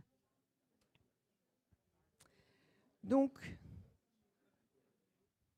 merci de voilà. On va commencer donc Thank ce you. premier panel Returning to your de la seat, journée we'll sur le start off sionisme comme this projet first européen session d'expansion on the coloniale. following Donc une topic, question qui est Zionism posée as autour de European ça, mais projects of peut-être avant colonial dire un petit mot des expansions. conditions dans lesquelles on se And trouve. but just a few Et words peut-être about quand the même conditions mentionner le we're in fait que, today's en dépit working des environment. tribunes So qui ont été despite signées par the mes collègues articles concernant l'annulation du posted and colloque au published by Collège de colleagues France, regarding the cancellation of the aucun président conference at d'université the Collège de de France, Paris et no president alentour of n'a universities in Paris souhaité ou pu and accueillir beyond Paris ce colloque. has Donc been on voit bien willing quand même qu'il y a to une come forward contradiction to host this entre les mots conference. et There's les contradiction faits. between actions Et en ce and sens, le facts. fait que nous nous retrouvions And aujourd'hui saying that the dans un fact that lieu today certes we are accueillant mais in petit a est welcoming un but peu small à l'image venue de ce qui se is passe aujourd'hui somewhat a reflection of en what is going Palestine, on donc une today in Palestine qui se Palestine. retrouve dans un lieu Palestine minuscule, that ends en up grande in a partie tiny virtuel, si on peut location, in a dire, tiny et geography, c'est and tristement, ending up à in a l'image finalement virtual de cette position. reconnaissance de And l'État de sadly, this Palestine qui reflects reconnaît this qu'un recognition lieu of the quasiment Palestinian state, which is virtuel, only a kind of eh bien, almost je a pense que ça donne virtual à penser tout location, autant only but sur la virtual. manière dont les So responsables this d'universités makes sont capables reflections on de réellement mettre how en œuvre les libertés academics académiques are qu'ils in a position défendent, to really de même put que to les responsables implement the politiques academic freedoms sont that they are capables de purported to défendre le droit defend, international qu'ils whilst disent in the défendre. same way as Ceci dit, international nous law allons is donc upheld the way passer it should be à upheld, and which une is not in discussion actual fact, scientifique clearly. So we're going to be sur une réflexion focusing autour donc de in la our scientific nature du discussion sionisme on a reflection on et the son nature of Zionism articulation and au the way it projet articulates expansionniste with the européen expansionist, the European Donc, expansionist avec project of the 19th century. We have three speakers in this session. Number one, as already indicated this morning, colonial language was very much used by the founders of Zionism. But I will not take this thinking any further, as we have three speakers to address this subject matter. We have Rina Cohen-Müller and Professor the National and Language and Eastern Civilization. And she's a specialist of history of Palestine, and she's going to be focusing on the European powers in Palestine in the 19th century, emergence of a political entity, question mark. Over to you, and to our first speaker, Mrs. Rina Cohen-Müller. Good morning. First of all, I'd like to thank you for inviting me to address you today and to deliver this presentation on Palestine in the 19th century and the challenges throughout the 19th centuries. And that came its way, so we'll try and note here the noises outside of the walls of this venue. Apologies, need to adjust the microphone here. From the 1830s, colonial powers were driven by their ambitions, and they came forward with ambitious projects.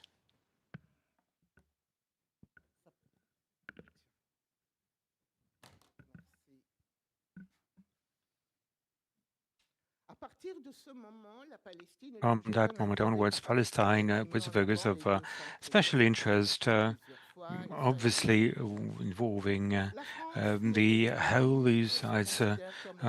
France, the church, regarded itself as a protector of the holy sites. Then the Greek Patriarch of Constantinople was relocated to Jerusalem. Metternich proposed its internalization for various protectorates, whilst Palmerston proposed to appoint a controller of the holy sites.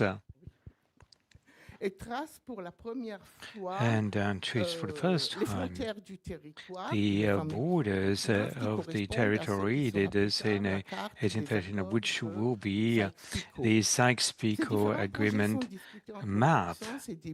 And these projects were discussed between powers and ended with the status quo between them. But what territories are we referring to? The Palestinian territory comprised up until then of two distinct syntax, that of Gaza and that of Jabal al-Quds, both of them part of the Damascus Wilaya. In 1841, following the control of Palestinian return to the empire, the two syntaxes were merged into the Pashalik of Jerusalem, and the city became an administrative capital city. And in North Galilee, to the Wilaya of Beirut, and then we had the Wilaya of Damascus, that of Beirut, and that of Jerusalem. And the Negev desert, 13,000 square kilometers, was a no man's land. So only the territory in pink that you can see on the map, that is the that refers to what I'm referring to on the map. So, from 1872, the Pashalik of Jerusalem directly reported to the Sublime Porte, and this up until the coming into existence of a British mandate, the very population of the city of Jerusalem within its wall, 1 square kilometer, was for the most part people with non-Muslim, and it could be noted a significant growth of the Jewish population, in particular due to local and exogenous factors. In the first articles from Paris to the France consulate in Jerusalem, quote unquote, and focus on the focus of your mission, i.e., partly religious and partly political. Similar and directions were given to all consulates in Jerusalem. This wording was repeated over and over again up until the end of the 19th century.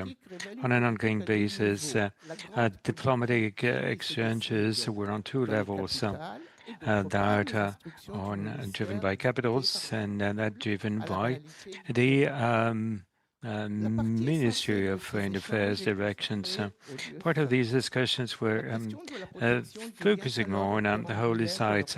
Protection of those became the cornerstones of their policies, and arrangements varied depending on the value given to them by the powers.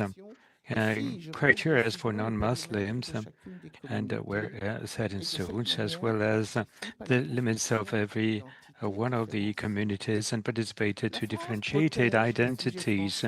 Development France protected religious Latin, merchants, dealers, and its populations, the Consulate of France, as early as 1934.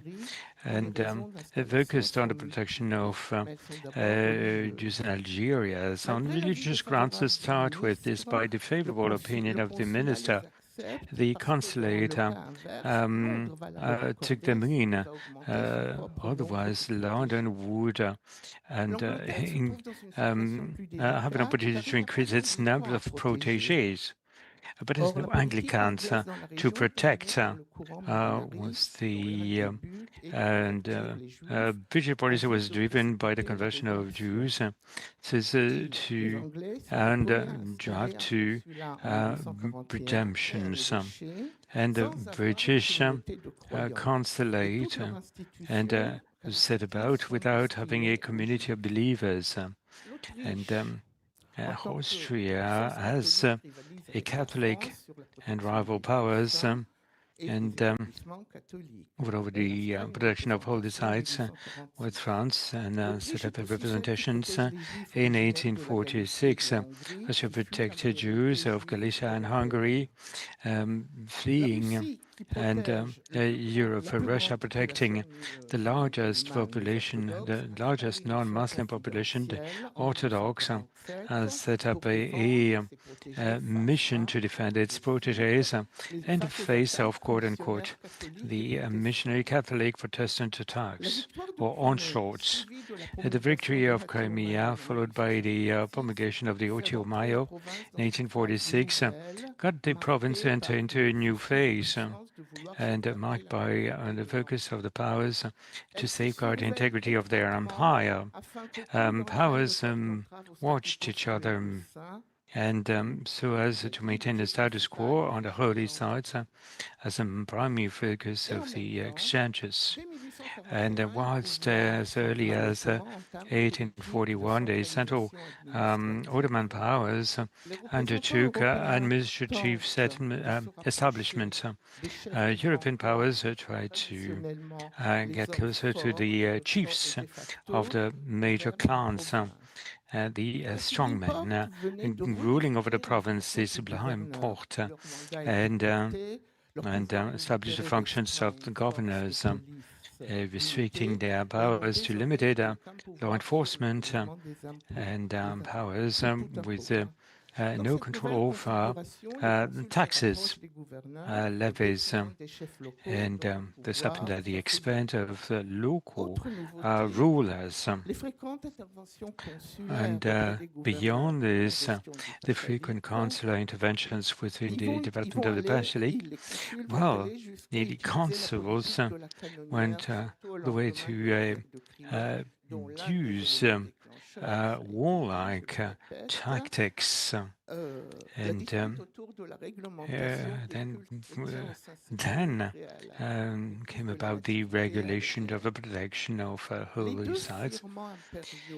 And the two imperial rulings of 1939 and 1946 and brought equality of all populations within the empire as equal, and within which each religious communities would retain its autonomy in managing its domestic affairs. The structure and focused on submission of authorities to Ottoman control. In 1867, foreigners were openly authorized to purchase land, and this paved the way to settlement of missionaries in the Holy Land, and there was a plateau of that between the 1860s and 1890s from seminaries and amongst other missions. And I'd like to quote that in Palestine we do have many hospitals and structures to help people, and European powers provide their arms, quote unquote, and it seems that well, the limits of this approach has been attained. Now we have hostels for pilgrims, and which could be seen in greater numbers, twofold or threefold during Easter celebrations, and then during that particular period, we saw a growing number of stories focusing on holy geography and that of holy or sacred geography. And on that, I'd like to quote the literary critic Jean-Claude Bercher on travels. The traveler of the second half of the 19th century no longer visit the place for the purpose of a territory, but for the purpose of conquering it. Indeed, there's a romantic attraction about representation entails,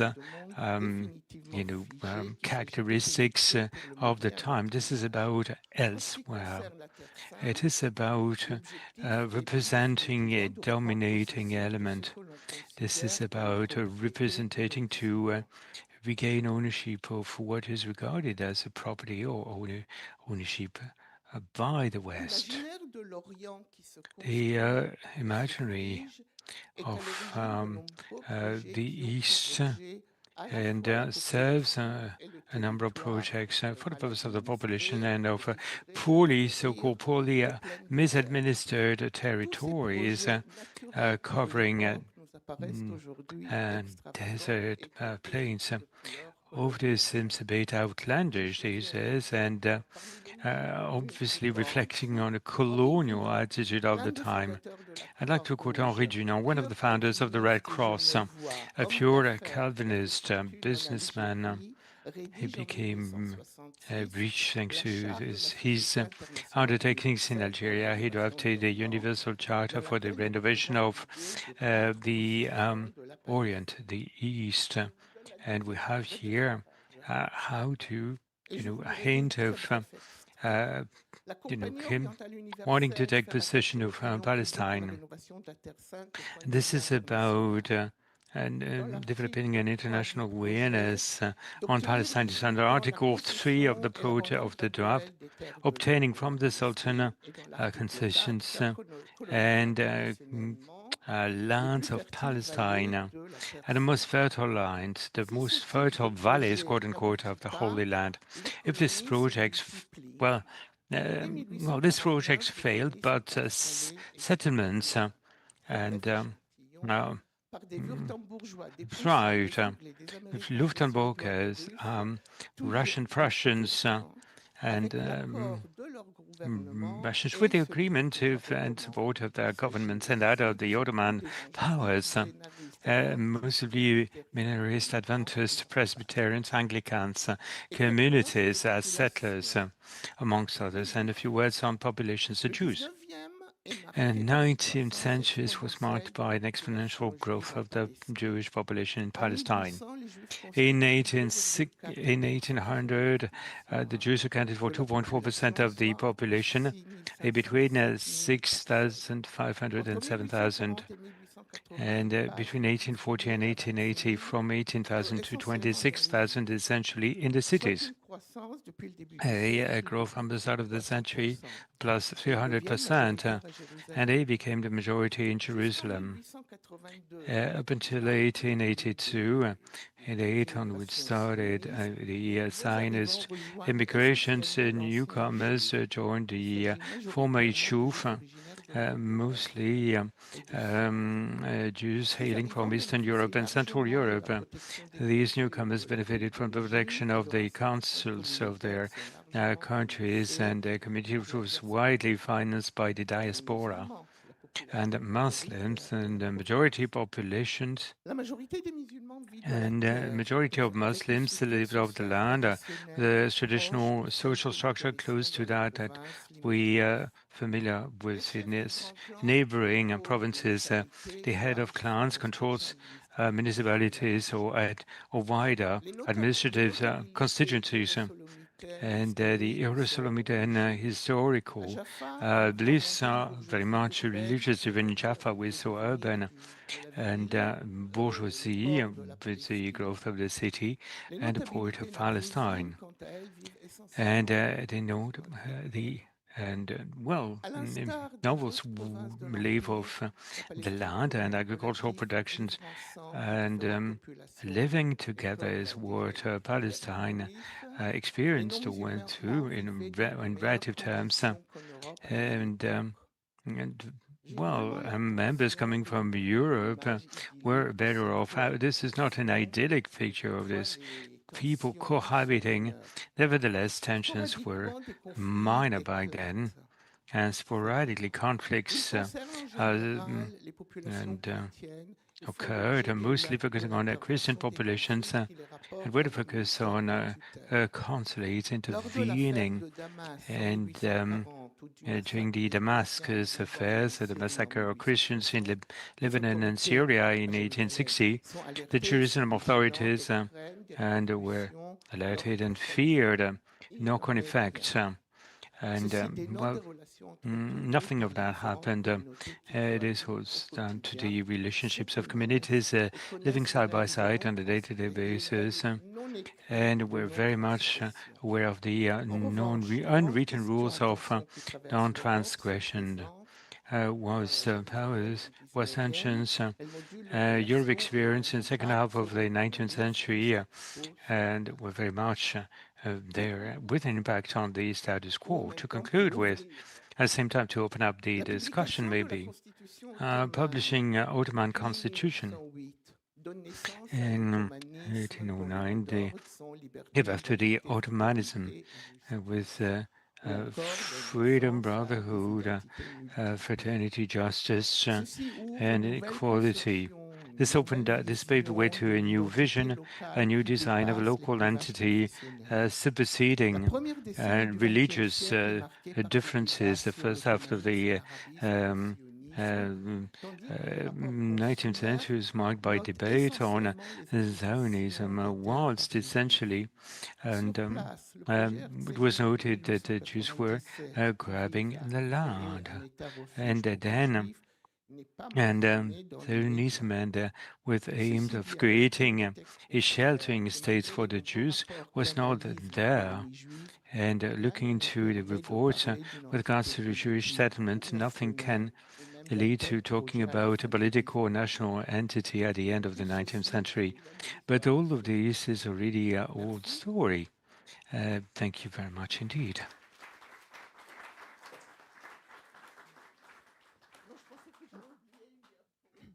Merci beaucoup, Rina, d'avoir Thank you so much, Rina, for this presentation. And for sticking to the allotted time slot, we move on to our second speaker, Lorenzo Camel, who is a professor in history at the Turin University, teaching post-colonial and pre-colonial history of the Middle East and Maghreb country. He has authored a number of books to Palestine. Chez Bloomsbury en 2015. Bloomsbury in 19, the Middle East from Empire to Seal Their Identity at Edinburgh University Press in 2020, and History Below the Global, On and Beyond the Coloniality of Power at Routledge in 2024. Therefore, he will be telling us about the question of Zionism, anti-Zionism, and beyond.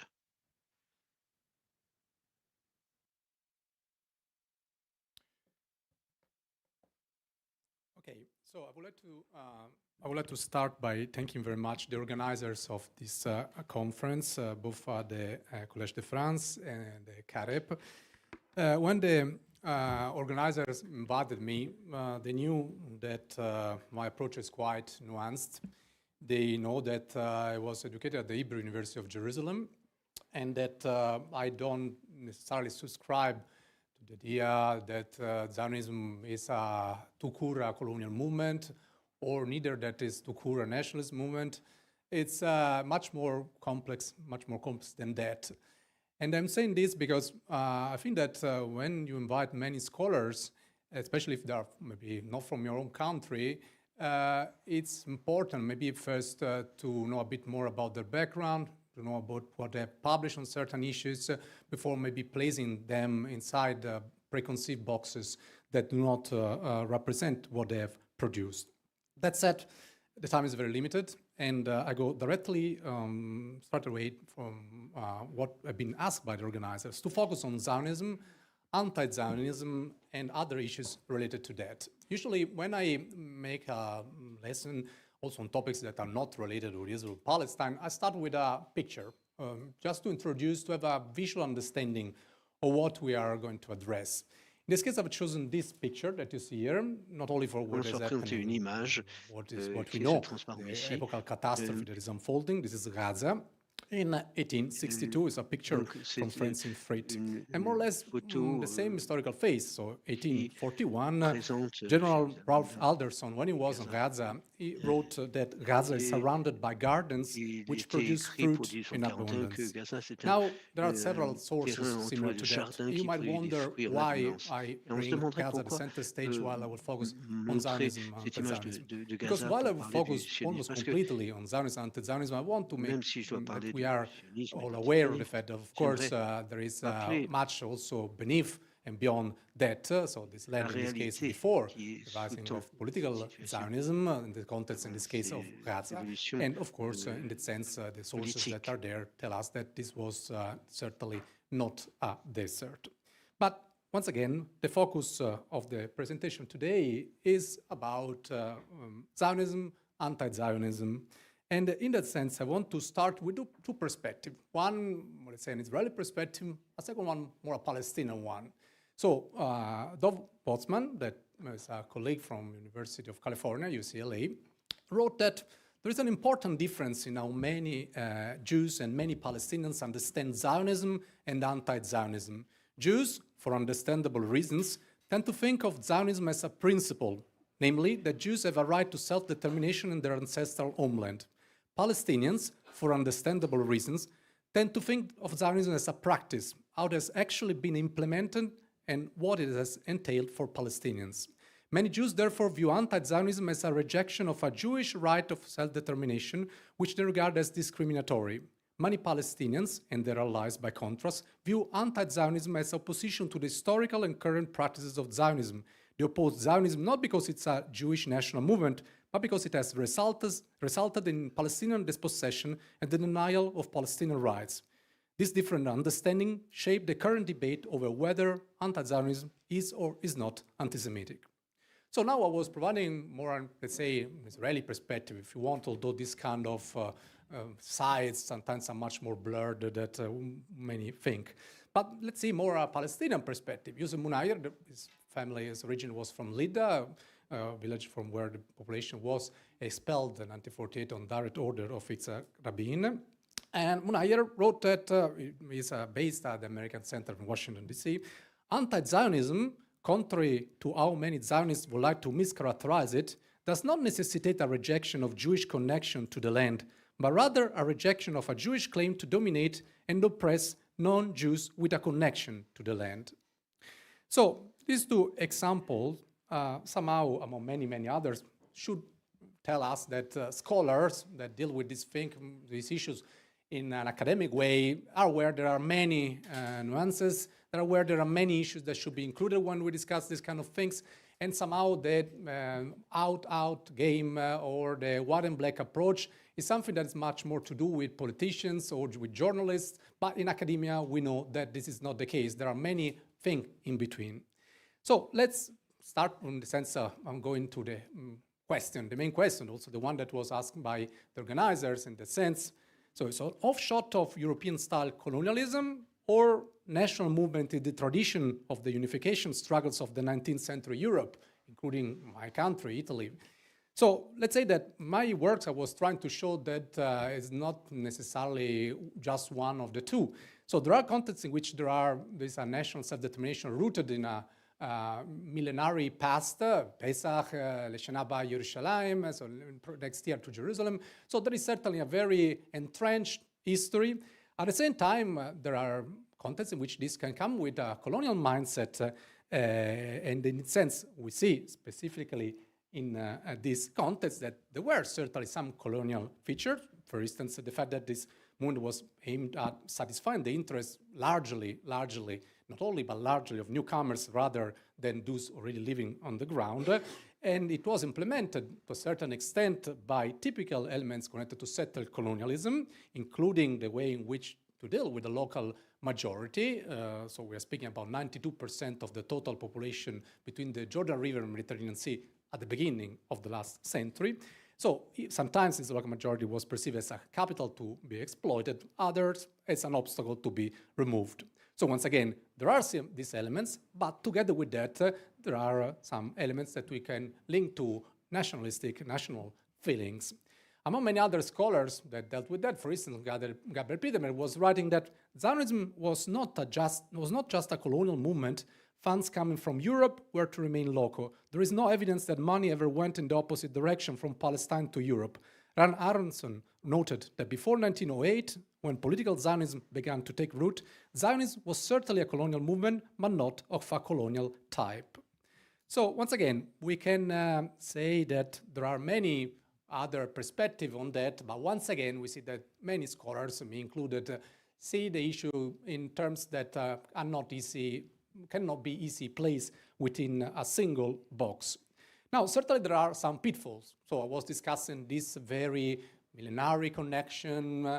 We need to be always careful on not having kind of a theological understanding of history. For instance, we know that the colleague Israel Bartal, that teaches Jewish history at the Hebrew University of Jerusalem, wrote that no nationalist Jewish historian has ever tried to conceal the well-known fact that conversion to Judaism had a major impact on Jewish history in the ancient period and in the early Middle Ages. Although the myth of an exile from the Jewish homeland does exist in popular Israeli culture, is negligible in serious Jewish historical discussions. Important groups in the Jewish national movement expressed or denied it completely. So, for instance, Israel Bartal is telling us that we need to consider many elements, conversions, we need to discuss about issues about the diaspora, many other issues, and we could, of course, include many other considerations. But this for saying that certainly within the elements that I was bringing before, there are issues that make, once again, all this debate much more complex than is often portrayed. Now, however, we have also colleagues, and some that we've never managed to put together. For instance, Edward Said, Benny Morris, Edward Said, a Conning scholar, it was not an historian, it was a literary scholar, that he was quoting very often figures like Theodor Herzl, like that was mentioned before. And Benny Morris himself, one of the new Israeli historians, he doesn't work with sources in Arabic, but certainly is, notwithstanding these limits, it was producing some good work on 1948 and so on. Both these scholars, for instance, were quoting figures, key figures of the Zionist movement, misquoting them and also misportraying them. For instance, what I'm bringing to your attention, this is a quotation published by Benny Morris himself and by Edward Said himself. So the black part is the one that was published by the scholars. They completely omitted the blue part. And if you read the blue part, for instance, where it's written, we should try to spirit the penniless population across the border by procuring employment for it in the transit countries while denying it any employment in our country. And you cut the part above and at the bottom, you see that the meaning is pretty much different. And you see that somehow does not portray exactly the point that these two scholars, once again, very different one from the other one, wanted to portray. These two scholars wanted to tell us that Herzl had clearly the aim to expel the Palestinians from their land, both Said and Benny Morris. But first of all, I was mentioning that some passages were taken out, but reading primary sources, the Gerot Herzl, the private diary of Theodor Herzl, we know that in that case, Herzl was not thinking to Palestine at all. So the same days, the same very hours in which he was writing that passage, he was writing, I'm assuming that we go to Argentina. If you read all the passage, I won't have now the time, he was not discussing Palestine. That passage was not related to Palestine. He was discussing about Argentina. Now, this does not mean that Herzl's approach was fine, in the sense that portrayed Zionism as an outpost of civilization as opposed to barbarism. He never mentioned even once the word Arabs, and I would say also Palestinians, because Palestinians was a term that, contrary to what often people that do not work on primary sources, was a term that was used already at the time, also including by James Finn and other Western figures. So at the time of Herzl, it was not continuously used, but it was used here and there. So once again, he never used the term Arab or Palestinians, but he never advocated for the expulsion of the Palestinians. And more in general, we don't have primary sources, with a possible exception of Israel Zangwill, discussing the fact that these leaders wanted to mass expel the Palestinians before the 30s, when the clashes between this community became more and more evident. It doesn't mean that they were somehow not discussing this internally. It's possible, but we don't have primary sources documenting that. Later on, like in the case of Yosef Weitz, that was the director of the Department for Land at the Keren Kayem Israel, Jewish National Fund, he wrote, for instance, there is no other way than to transfer the Arabs from here to neighboring countries, to transfer all of them. So once again, it's not that they were absent. This is a later stage, does not make this less criminal, less problematic, but this, once again, it's important differentiation that we to take into account. Now, certainly there were some elements connected to Zionism that I often mentioned: sanitation, marsh reclamation, that requires a lot of money to improve a certain land. However, we need to be aware that notwithstanding this contribution, first scholars like Gad Gilbert and many others, me included, were showing that the barriers of the economic development registered in Palestine in the 5 decades before the First World War were primarily local Arab-speaking Muslims and Christians. So they were not waiting for saviors to improve their economy. It was something that was very much visible already before then. And despite some positive element that was mentioned, sanitation, marsh reclamation, we should be aware of the fact that the effects of Zionism on the local majority, so 92% of the population at the beginning of last century, as I said, were more negative than positive, to use an euphemism, both in the short and in the long term. Not only because this popularized somehow the image of Palestine as a desert that was waiting to be redeemed. I started with a quotation showing that many parts of this was anything but a desert. And not only because of the system through which many of the people, the peasants, the fellahin, were somehow indefinitely prevented from using part of their land, but also because somehow the benefits were rarely shared with small local producers, and also the small local producers often have a very traumatic direct experience with those that were somehow allegedly bringing all these positive elements. Once again, positive elements that in some cases were there, but once again, it's not an out-out game. We see that there are many problems and pitfalls also on that. For instance, take another primary sources from Asher Gisberg. Asher Gisberg was a key Zionist leader, arrived in Palestine in 1891. He wrote a famous booklet, Emet Meretz Israel, The Truth from the Land of Israel. And what he witnessed after several months in Palestine is that he was referring not to Arab Palestinians, not to Palestinian Jews, if you want to use this expression, so Jews living from millennia, since millennia in this land, he was referring from those that were part of the Aliyot, those that were coming, of course, from other countries, other continents. And he wrote, they deal with the Arabs with hostility and cruelty, trespass unjustly, beat them shamefully for no sufficient reason, and even boast about their actions. So once again, we see a primary source that is not my opinion, is not your opinion, is something that we should at least take into consideration and evaluate and explain if there is a reason why we should consider a very important figure within the Zionist movement, Asher Gisberg, so this testimony irrelevant. Now, we are discussing about this local majority that were sometimes treated as I was mentioned. I want to mention that Theodor Herzl was referring to them as the indigenous population. This is the official term used by Theodor Herzl. In the letter that you see here at the bottom, written to the mayor of Jerusalem, he was writing that discussing about the indigenous population. So this is what the indigenous population must realize. What they have to realize? They have to realize that we will bring a lot of benefits to them. So the indigenous population was addressed in these terms.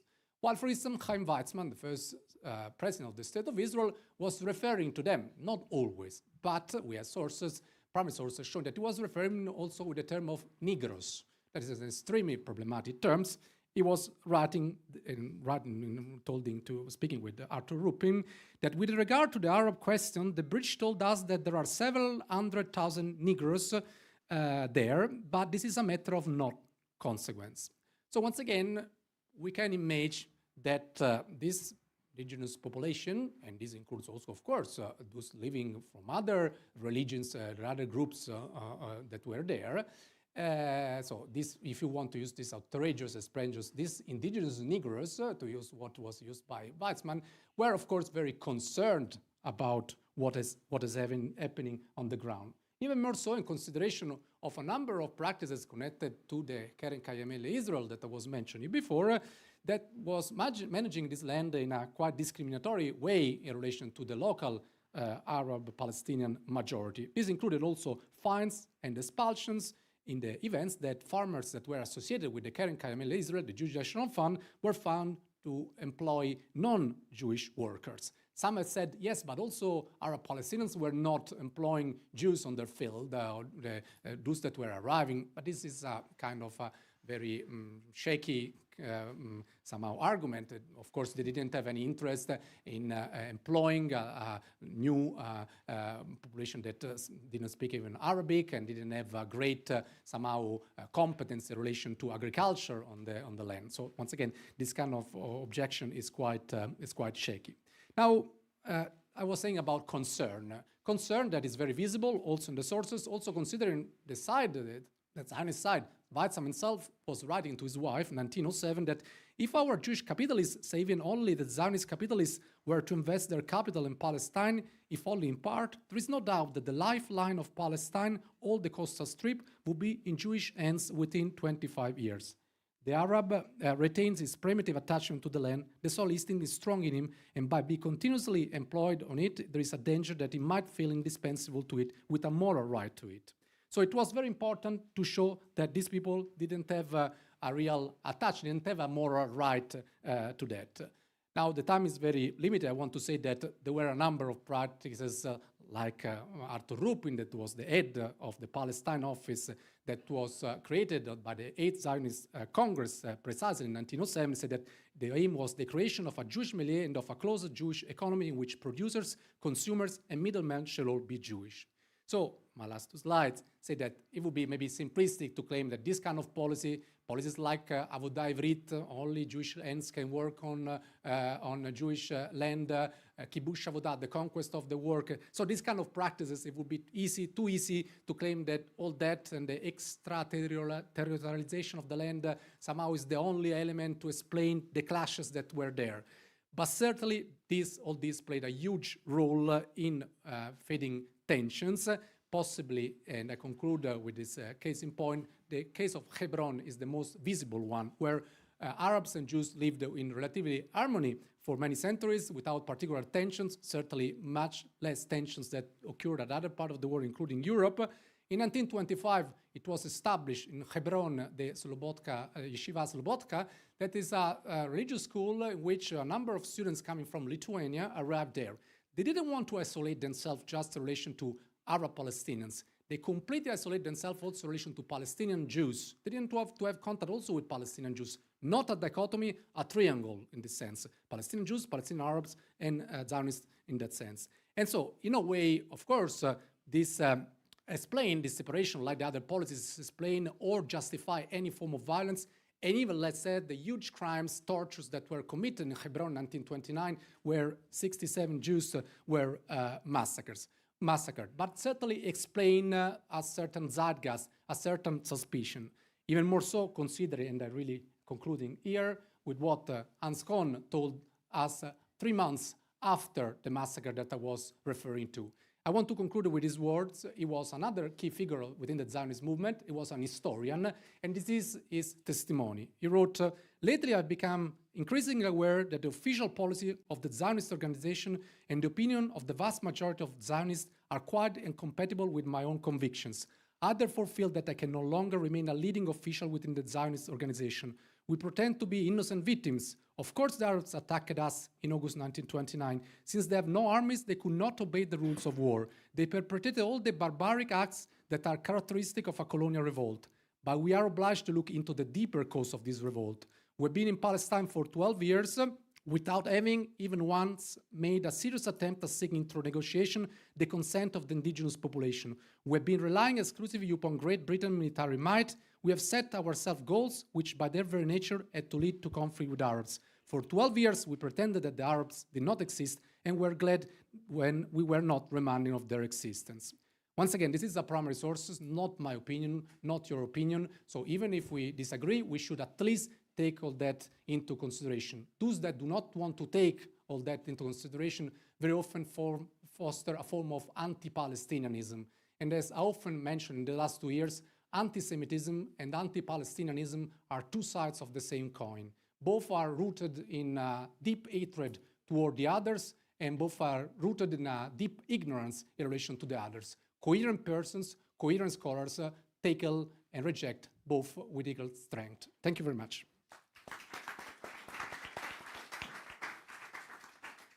Merci, merci beaucoup, et merci d'avoir aussi repositionné les sciences sociales et humaines. Thank you very much, and thank you for this focus on social sciences and role of social sciences in our debate. Final speaker in this panel, we have Michael Séguin, Associate Professor at the Ecology and Equality School at St. Paul University. He's a professor there. His work focuses on evolution of political Zionism as a colonial movement, Islamophobia, as well as policies and practices of diversity management within universities and Canadian community organizations. He published many articles in many journals as a comparative and policy review, Canadian journals of economic research, sociology and society, as well as Les Cahiers de l'Histoire. So today, he's going to be focusing on Shimon Peres' life narrative, quote, the colonial reinterpretation of Shimon Peres' life narrative, Zionist pioneer, European colonizer, question mark. Thank you very much, Stephanie, and hello everybody, delighted to be here. And as Lorenzo stated, I think it is important for me as a Canadian citizen to be here, especially that the Collège de France has cancelled this conference. It's important to be here because this is a super important topic, but it's about me showing how my acting in the spirit of solidarity with all of you here and with CAREP. So I don't want to bring about any nuance here. The purpose of my presentation is going to be about providing an economic or an empirical and colonial reading of Shimon Peres' life. And one of the things that characterizes us as sociologists is to focus on theory. So I'll start talking about the theory before getting to the core of my discussion. And my starting point really is about setting the concept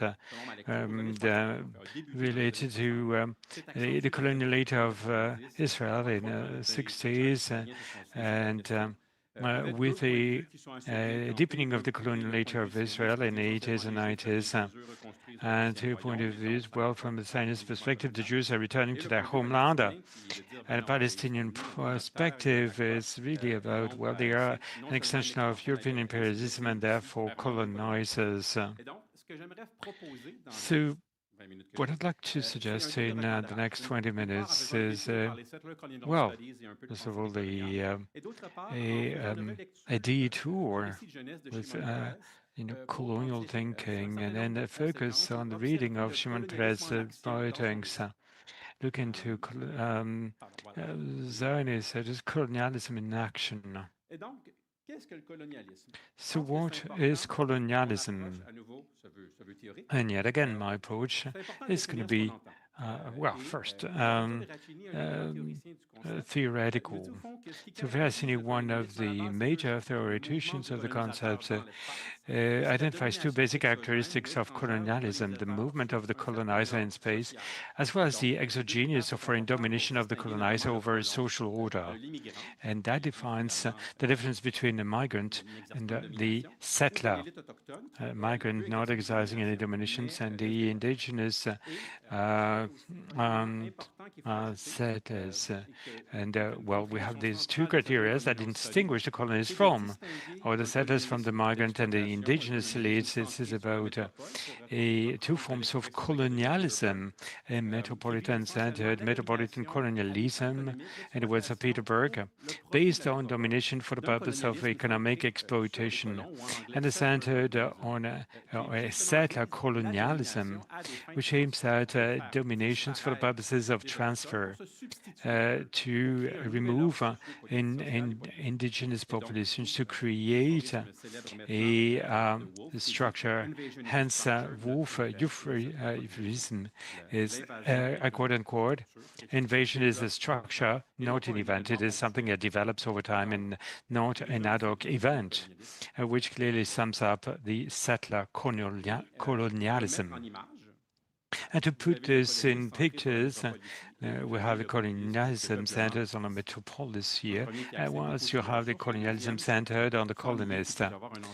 And really, this is about looking to resources, replacing a political status with a new one, as in the examples of Canada or Australia.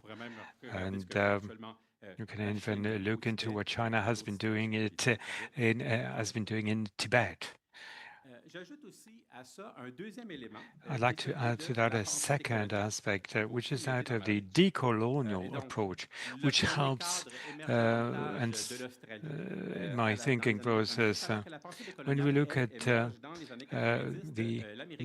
decolonial France from and back in the 80s and 90s, Mignolo tells us that colonialism is characterized by its function as a system of hierarchization.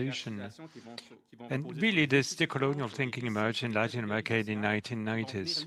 So really, thinking of this function as a system of hierarchization refers to a system based on institutions, narratives, and social categories that legitimize its actions. Through the colonial approach, we're going to be looking to the order thinking, quote unquote, and in terms of the types of epistemology of ignorance, what is then hidden that we no longer can see?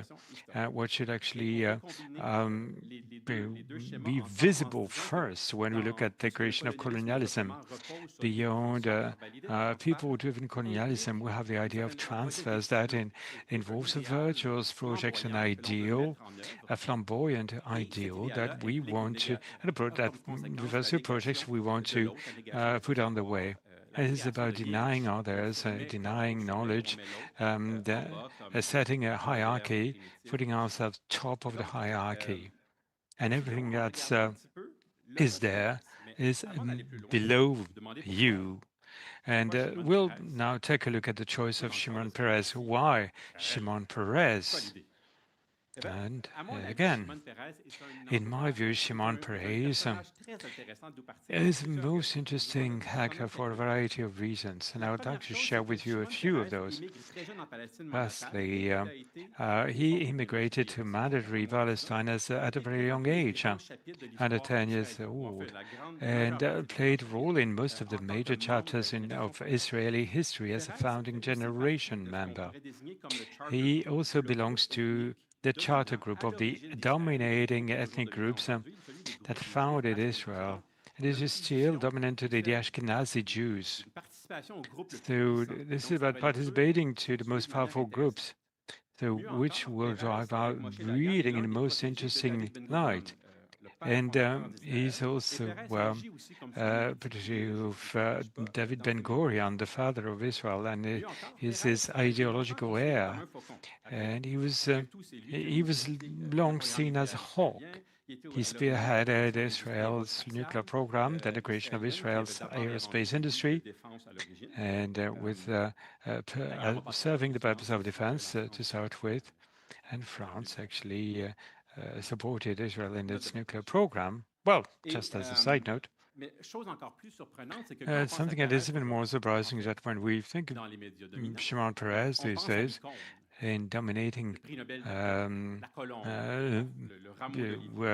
groups. He's often considered as the dove. He won a Nobel Peace Prize and then founded the Paris Center for Peace. He embodies the hope for peace. So what kind of peace are we dealing with? Or is he referring to here? I'll come back to that. And finally, he loves talking about himself. There are abundant autobiographical sources. He wrote 2 autobiographies, not one, and gave several interviews throughout his life. I've used sources in English language to review those. And for the purpose of today's exercise, so I'd like to dedicate a few minutes to focus on his genesis. So Shimon Peres was born in a shtetl of Vishnev, now Belarus, in 1923. He immigrated to mandatory Palestine in 1934, and he joined the Zionist youth and related to kibbutz associations. And he joined a kibbutz. He joined the Benjamin Agricultural College from 1937 to 1940, and he trained, and so he studied during the day and guard at night, and worked as a guard at night as a member of the Haganah. And in 1940, 1941, he participated in the foundation of the Kibbutz Geva. And in 1942, 1947, participated in the founding of Kibbutz Pourchiva, while becoming Secretary General of Hanoah HaOved. And he truly played an active role in Kibbutz in very concrete terms. When you talk about chaos, this is really something concrete in the life of Shimon Peres. But he's participated in this founding experience. What I want to look into with you is what is the relationship for Shimon Peres with the land, Zionism, and others. So Peres tells us in this quote you have here that, I quote, "My childhood embraced the old style of piety of my grandparents' home and modern culture and Zionism of my parents' generation and the blue skies and citrus orchard of Eretz Yisrael, which filled my own imagination from my earliest years. I could smell orange blossom and see the glistening muscles of the young kibbutzniks almost as vividly as I saw and smelled the forest surrounding our shtetl in Vishnya in the heart of white Russia." So we're talking about someone that is setting a dramatic narrative. This is, coming to Israel, it was my destiny. And he described the entire community where he grew in. And we can see the contrast between the dark kind of life of a shtetl, the cold climate, and contrasting with the sky filled with infinite light, the intense climate, the strong winds, the orange blossom as a fragrance. So this period contrast between the lifeless of where he grew up and when he was born, Central Europe and Israel. So it is through work, hard work in a kibbutz that all that has to come becomes possible. So it's a contrast between Central Europe, a place that nothing could grow in, and Israel. And we can see that this green islands is to be protected, defended. And Kibbutz's mission was also in terms of defense of the land. The ownership of the land is a key element for the Jewish nation to revive. In the same way, and Shimon Peres got involved in several Zionist movements.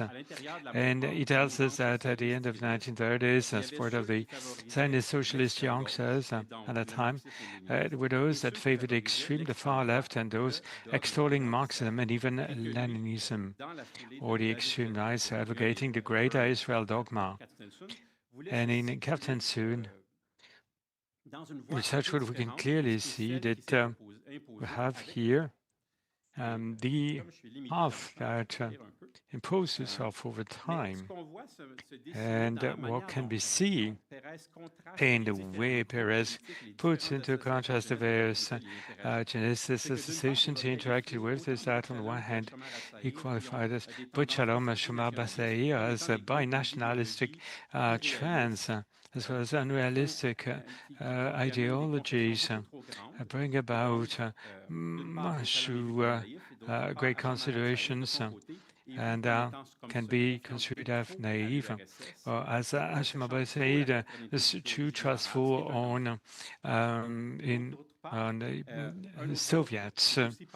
And another group, part of the socialist movement, is Aruda, which is positioned as looking to Jewish defense, has contributed to the creation of Palma, but dangerous as it is looking for the great Israel.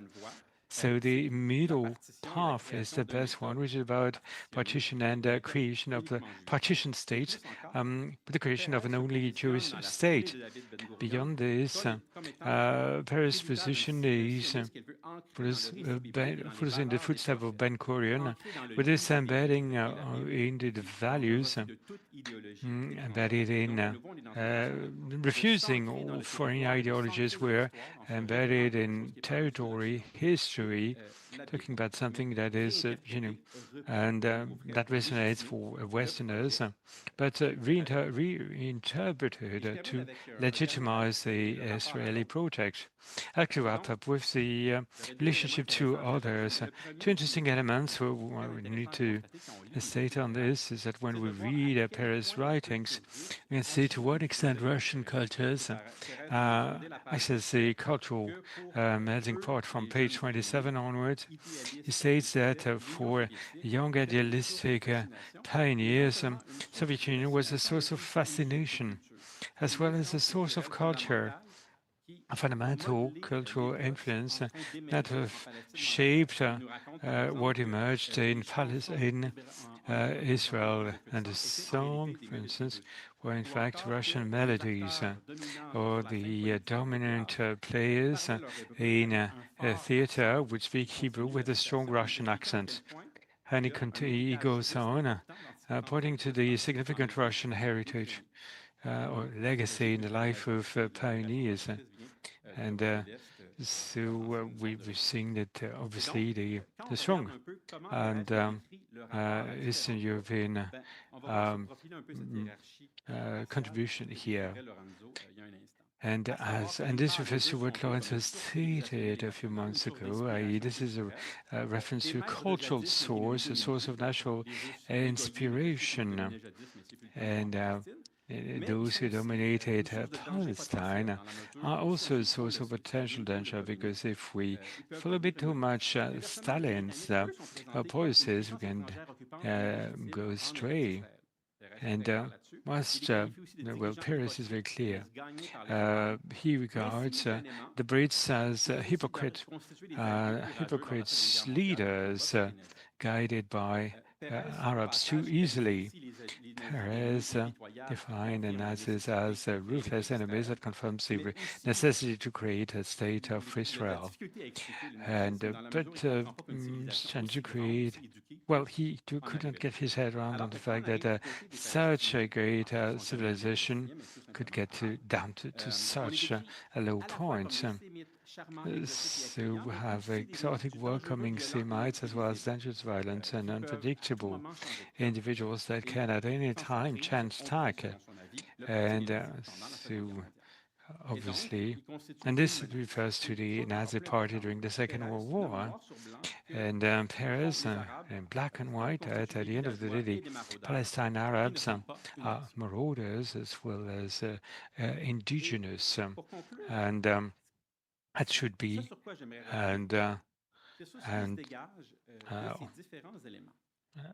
indeed, and colonize. What's interesting is that Perez links the relationship between the various groups. Relation between the Mizraim, or with the Mizraim, was not ideal, but its narrative, back to his youth, were written either in 2016 or in 1995, when it was an attempt of a peace agreement.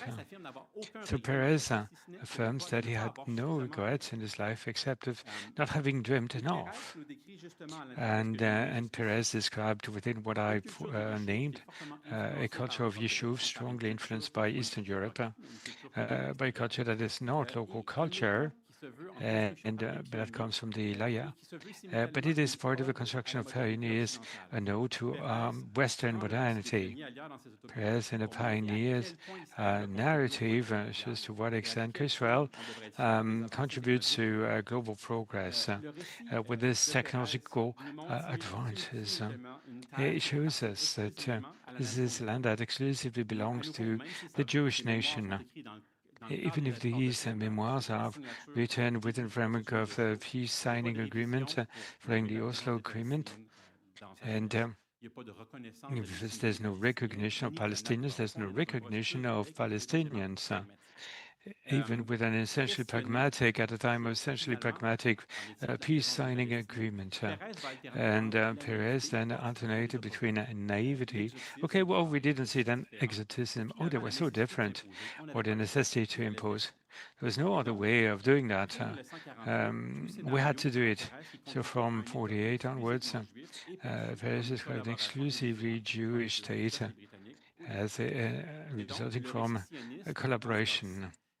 And this narrative, there's no relationship to otherness, and no investments in research, in practical, beyond practical matters of peace agreement. His memoir, he shares with us a pretty clear idea of his vision of peace, referring to the nuclear reactor in Dimona. He stated, quote, I built Dimona in order to get to Oslo. Its purpose was not to fight a war, but to prevent one. It was not the reactor that mattered, but the echo it generated. I had spent so much of my youth trying to secure Israel for its people, but this was a different kind of security altogether. This was the security of knowing the state would never be destroyed, a first step towards peace that started with peace of mind. This way, I think it was a way to honor its promise to always remain Jewish and ensure the Jewish people always remain. Unquote. Thank you very much. Merci beaucoup, Michael. Donc, le temps du débat va être un peu plus restreint que prévu. Thank you. We will have less time than planned for donc, on a en gros Q&A session. Basically, we have 20 minutes to take any questions you might have. Thank you for et adresser à ce que les intervenants et intervenantes ont présenté. Questions and not extensive comments, please, and focusing on what the speakers covered in their speeches. Thank you very much for an excellent panel. I really enjoyed all the presentations. I must take issue, though, with some of the initial commentary in Kamel's paper. I mean, I understand that in the context of talking about these things, we can go into a defensive posture. And I don't know if you're being defensive or if you actually are committed to this view, whereby we articulate issues in relation to nuance, when nuance can be actually an obstacle to broader thinking. I'll give you an example from American histories of slavery. People used to write nuanced histories of American slavery where they did not actually reject the principle of slavery and enslavement tout court. And in recent years, after people liberated their minds, now they can say the principle is rotten. You can't argue that it's a national determination project, self-determination project, and say, okay, what about the question of sovereignty? At the end of the day, Herzl, yes, he doesn't say we want to remove Palestinians directly, but he says we have to have sovereignty over this land, which means also sovereignty over the people. He erases them for a reason, because he talks about what he calls the masters of the land, as you know very well, and that's, in his case, the Ottoman imperial authorities. He wants to get into negotiations with them. They hold the power. The population is there just as a footnote to be erased. So the logic is inbuilt. And that's why it was rejected by Palestinians from the very beginning, because they knew what this sovereignty means. It means either I dominate you, I exterminate you in genocidal ways, or I ethnically cleanse you. I don't think we disagree on the implications. Maybe we do, but I do think that in the movement towards actually not just decolonizing the literature, but actually taking an anti-colonial stance, especially after the genocide, we need to be very forthcoming. The principle of Zionism is a problem, not just the practice. Thank you. On va peut-être prendre plusieurs questions et puis je vous laisserai répondre. Perhaps we can take several questions and then they will be thank you very much. answered by the Again, I would speakers. like to come back to the notion of nuance. And I would like to frame it in a question for the three panelists. Can we be nuanced in times of moral deprivation, in times of genocide? Isn't this another way to not take a position? Like, especially in this, after the whole context of the war on Gaza and the genocide and the fact that we were denied a panel to speak in Collège de France. Like the position of Collège de France, wasn't it another way to be nuanced on this question? And the second question is about Zionism. It's not far from that, but also it's about Zionism. Can we be, because especially in the context of the discussions of French media and the media in the West in general, like the idea of being anti-Zionist equals anti-Semitism. So these two questions. Thank you. Merci. On en prend encore une troisième et puis on fait un premier tour de réponse. So we'll take a third question and then we'll have a round of Oui, bonjour, merci beaucoup. Justement, je rebondis sur la première intervention. Effectivement, la question qu'on doit se poser, c'est déconstruire le sionisme. Le voir ailleurs dans le milieu académique, c'est l'antisionisme, qui est considéré comme de l'antisémitisme. Comment académiquement on peut s'opposer, on est ici, au lieu d'être au Collège de France, pour cette raison, c'est la LICRA qui a we are here, and it's LICRA, the organization that intervened against this. How can we counter this assimilation between anti-Zionism and anti-Semitism in an academic approach? Thank you very much. First of all, my first point was not defensive. It's a fact that it's a way of acknowledging that those that are organizing this conference were somehow aware of the fact that you have free space of maneuver to say whatever you want. And the fact how French media, because this is an internal French issue, not that it's not in other countries, but this is what the polemics is very much intra-French, and for a scholar coming from another country, this was quite shocking, and also I think it's a matter of politeness. So if you invite someone, especially from other countries, before putting someone in a box, you should at least be aware of the background, what they produce, so on and so forth. So it was more about the fact to say that the organizers were not somehow necessarily fostering one line, and they were open up to hear other voices. That said, more on the issue itself, I think that Zionism meant different things to different people. Then, having said that, does not mean that the local majority, what we're referring to, should not place at the center stage. So the impact of that local majority, I think that was quite clear in the presentation and all the points that I was making in that sense, should be at the front stage. But this is not a way of diminishing what meant for different people. So when I say in the sense nuance, they said that the fact that this had an impact should not erase everything else that is part of that. And when I say nuances and so on, it's not a way of not taking positions, but as a historian, my way of taking position is not the one of a politician or other very important jobs, is to make the scars of history at the front stage. That is the way in which us as historians can make this issue of making visible, in that sense, what we're referring to.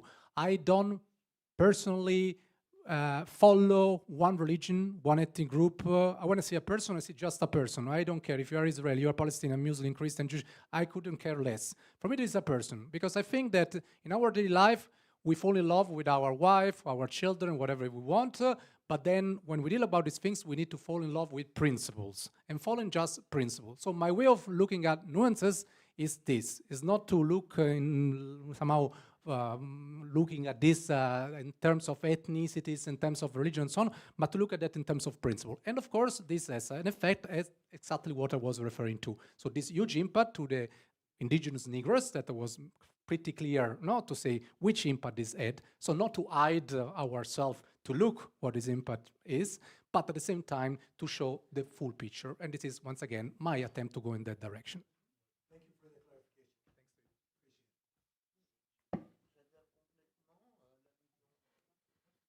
J'adhère complètement à cette vision. Nous sommes d'abord là. I fully agree with this. Shall We I'll are here. answer you in English. We are here.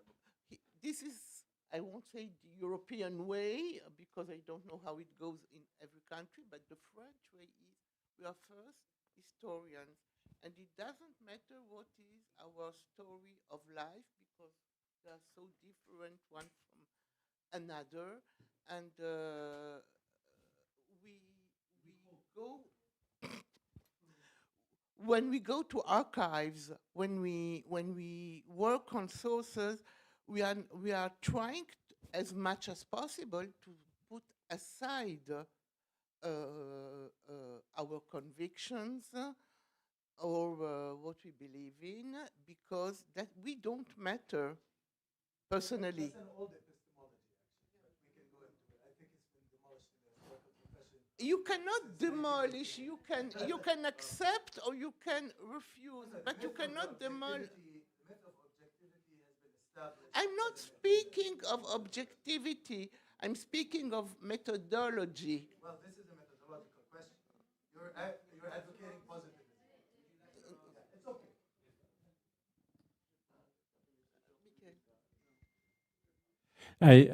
Sorry.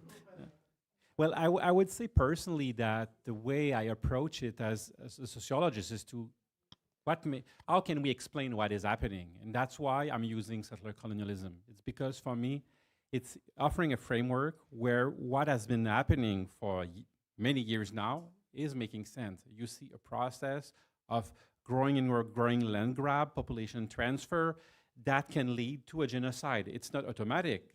This process can be stopped, but that's what we're seeing in front of our eyes right now. So somehow the proof is in the pudding. So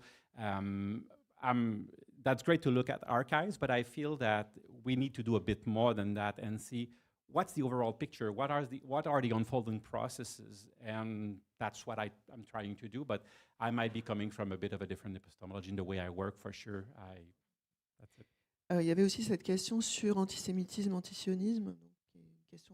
There was also the question about anti-Semitism and anti-Zionism, which is maybe in what I can say political about debate. this one is that I know that there's something a bit peculiar to the French context to that, but because there was also a campaign about this new anti-Semitism that was launched more than 20 years ago, and that's the goal of some Zionist group to conflate anti-Semitism with anti-Zionism. And I know that the legislation or the context might be a bit different in Canada versus France. We're not there yet in Canada.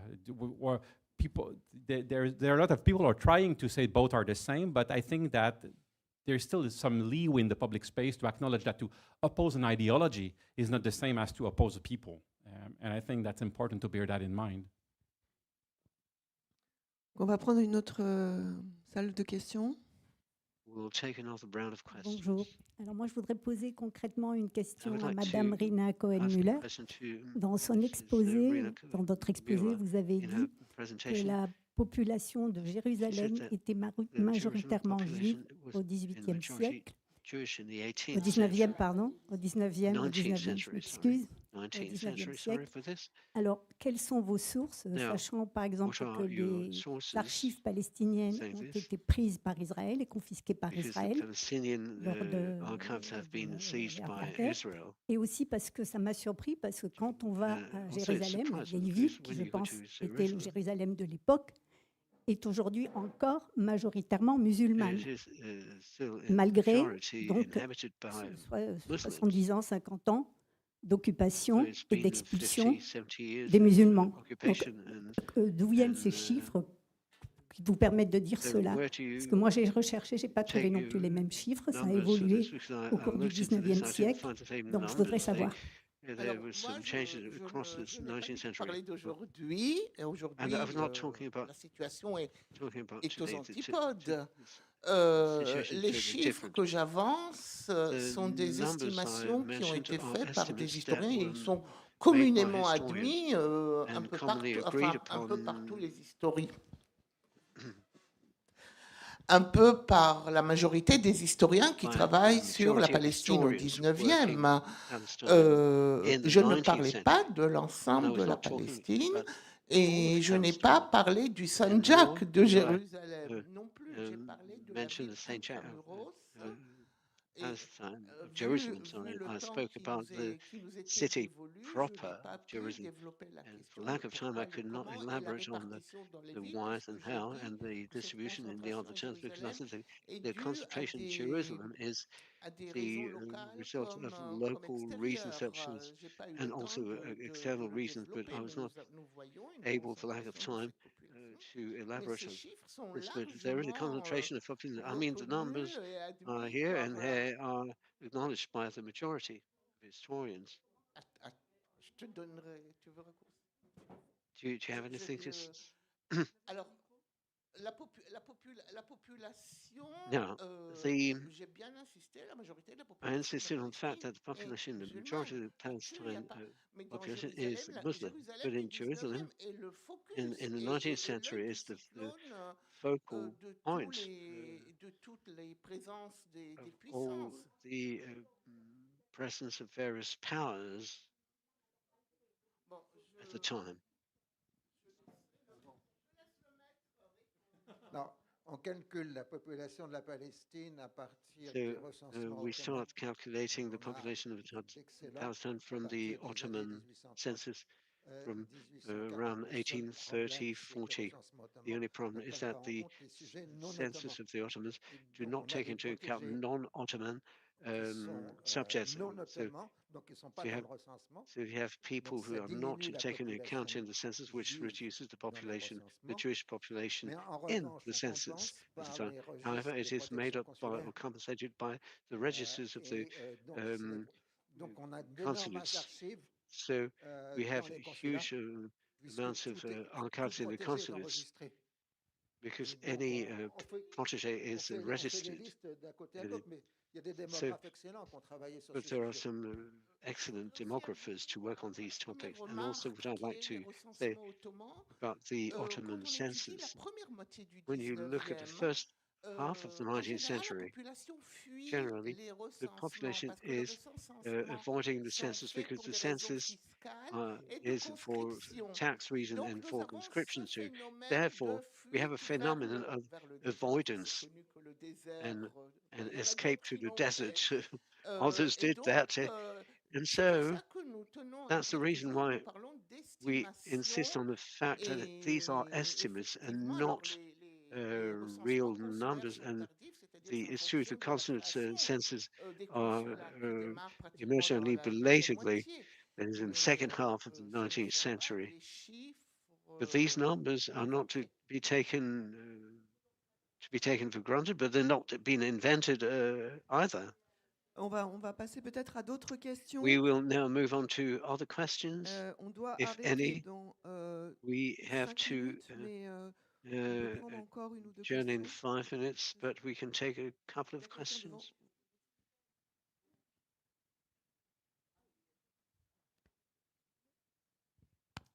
Oui, merci. Thank you. Bon,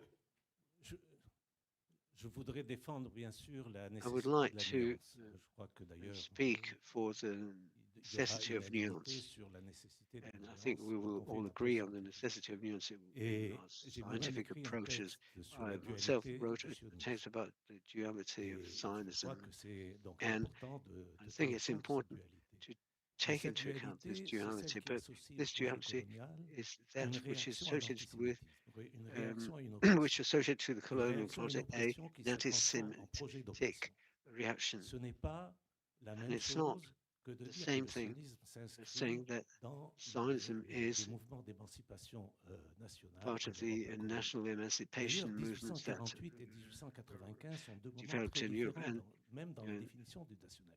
Si vous prenez le nationalisme allemand de if you take 1848, ce n'est pas celui de 1895. On est 1848 en 1895 dans l'ère de nationalist l'impérialisme, movement in on Germany, est it's dans not the une same as ère hypercoloniale. 1895. Et le In the sionisme first va case, it's a s'inscrire dans hyper-colonial son contexte. era, Deuxièmement, and Zionism on aurait develops pu in this parler de context. projet And secondly, you could d'émancipation have talked about nationale an si on parlait emancipation de la nation project at yiddish, national level if de you were 15 talking millions de about the personnes Yiddish yiddishophones, une nation, véritable nation. Et vous aviez 15 des partis qui million people, and you exprimaient had cette aspiration parties that nationale, comme le spoke Bund, for this qui est le national plus connu. aspiration, like the Tandis que le Bund, mouvement which was the sioniste, c'est most autre chose. well-known. C'est le But the projet Zionist de movement is different. construire un It's État a sur la project to base develop d'une a affiliation state religieuse, based alors on que le a nationalisme religious de la ground, moitié whereas du 19e the siècle était nationalisms of laïque. the Il voulait mid dépasser 19th les century were appartenances confessionnelles et religieuses. Eh bien, vous avez un mouvement non-religious, qui se and at donne that comme time you projet have this la movement création that d'un État sur la embraces the base, une project base of the religieuse creation of dans a le contexte state based colonial, on the qui est, religious grounds in a dont colonial la context. terminologie est absolument, je veux dire, tout à fait This présente terminology dans le is manifeste very fondateur clear du in sionisme the qu'est founding le manifesto Theodore Restel. Merci beaucoup. Thank you. Donc, on me dit qu'il faut qu'on arrête. So I'm told that we Donc, have to merci à tous, bring à this toutes, les session to a close. So participants et thank les you to intervenants. all the participants and the speakers, of course. Thank you. Juste simplement, je prends le micro pour Just one dire point. merci de rendre vos casques, s'il vous plaît, Be là, parce qu'on doit les recharger kind enough pour les casques to de traduction. return you Et bonne pause déjeuner. translation headsets so we can charge them. Thank you. We now have a lunch break until 1:30. Thank you.